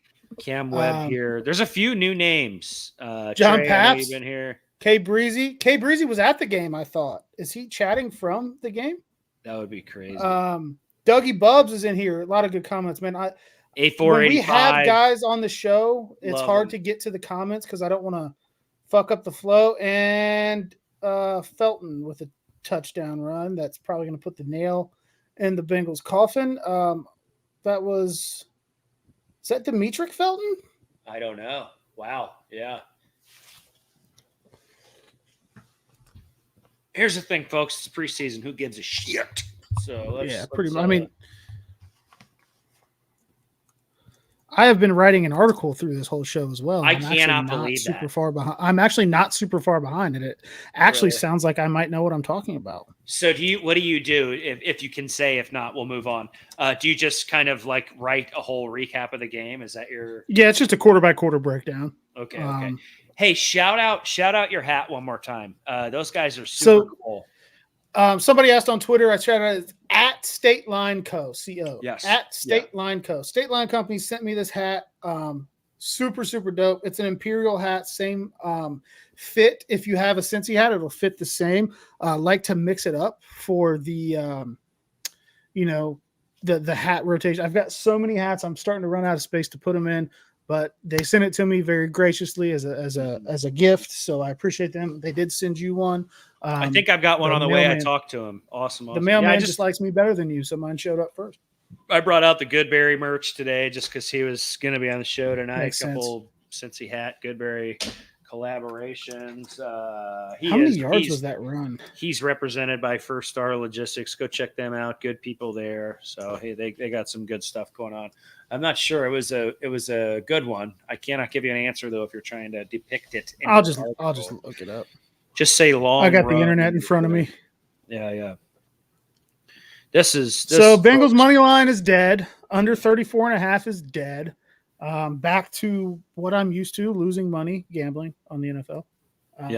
But these are preseason reps. That parlay that's a preseason parlay. It doesn't even count. Who just ran that kickback? Because that was not great. He got to about the 15. I think that's Lassiter. No, Lassiter's blocking. 18. Disgusting. No, that was not Lassiter. Disgusting that somebody is wearing 18. Absolutely hate it. I think that number should be retired. Why am I looking at Patrick Mahomes, guys? Just shut up. Why are you showing? Oh, they're going to show the behind the back pass. He's back. Get out of town. He's back. Who? Hold on. Let me get the right layout in. Who is it? I'm right this time. Oh! What did I tell you boys about Burton? So you said that's a grenade, right? You gotta pull the pin. You gotta pull the goddamn pin. You hear me? You gotta pull the goddamn pin, boys. You get the word out. You let those motherfuckers know we're coming for it all. It's fucking Burton season. I came back to tell you guys. Did we lose audio or is it just me? I think he just blew his fucking speakers. Zim, something's happening. We can't hear you, bro. You're not muted on my end, but your audio went out. Did you break something? Can you hear me now? Let the kids know they're hurt for squirting. We're throwing that goddamn pill in fucking Burton. Oh, he's out. Did he leave? He left on that note. Oh my God. All right, that's about the 2:45 mark. We're clipping that. Holy shit, that was electric. Oh my God. Dude, I fucking love to just that drop guy. the mic. To just drop the mic and roll out. To just drop the mic and roll out. Oh was my wild. God. That was some WWE shit, bro. He ran in. Oh my God. He said Burton for squirting. Oh my God, guy! I tell you what, that's an all-time moment here on the show. That's great. That's great. I just heard the ding and I looked down and it was him and he sent a private chat. I'm like, okay, he wants to come back in, and he just let loose. That's what he does. Emotional, love it, passion. Game is over, folks. 27-14. The points are made up and the rules don't matter in the season. So who gives a shit? I absolutely love watching football with you guys. So hey, this has got to happen again. The watch along, absolutely electric. We're over 6,500 live watchers. That's stupid numbers. You guys are amazing. Absolutely love it. Gonna be a great season. I'm super pumped, super pumped for the content we're about to spit out, man. So I'm thinking we go to a lot of home games, right? We will, yeah. I think that we do an away game stream one day. I agree. I totally agree. I think just watch the whole game like this. It'll probably be a little bit more, we'll be more locked in to the actual game. Yeah. That's going on, of course, but I think it's fun to be able to interact with, with the chat. Probably not as many guests, I guess, we would do during a regular season game because everybody's going to be pretty locked in. But could. I don't know. Who knows? Who knows? We'll see. We'll see who's available. Zim just blew me away. That was a good way to cap the night off. We're sitting here. I'm looking at the counter. 6,476 people are still tuned in after this long through all platforms. We appreciate the hell out of you guys. I just got the "your headphones are about to die" message from my headphones. Bengals lost preseason. Who cares? The games matter now. We've got regular season football on the horizon. Devin Ruck says, get something together at a restaurant. So last year, I booked a watch along for us at a restaurant through the guy that was the chef of the restaurant. And he was like hooking me up, getting everything set up. And then like as soon as I went public with it and announced it the next day, he sent me a message. He's like, yeah, I quit. So it all fell apart. Hope to put something together like that this season for an away game also. Maybe here in Dayton. Yeah, we've got a couple places. Couple contacts that we'll work with. We've done Warped Wing in the past. I think we'll continue to build a relationship with them. Nick just says we can do it in his basement. We'll just go to Nick's house. Oh, fine. Sounds good. What's the capacity down there? We'll figure it out. Yeah, we'll pack that motherfucker out. Absolutely. I don't want to leave, but I mean we're at it. The game's over. We're at the 3-hour mark, which is insane.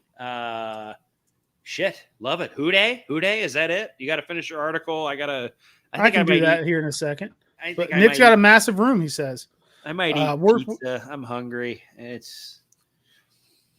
I might go for slice of cake number 2, but salad. All of you guys, Zim, Joe, everybody in the chat, all 6,500 of you people still watching our dumb faces at 10:50 on a random Thursday night. We appreciate you so much. We will see you next week. We're going to talk about real football. There's going to be roster cuts that we can talk about, maybe some trades. You never know. See how the final 53-man roster is going to shake out before the start of the regular season. And then it is go time, open in orange against the New England Patriots on September 8th. We appreciate the hell out of every single one of you. We will see you next week on Big Play Cincy. Showtime, baby. Yeah, the boys are ready to go. Cincinnati, them boys about to flow. Grab a garage beer, let's go. It's Drew and Bang go. Yeah, Big Play Cincy show. Yeah, Big Play Cincy show.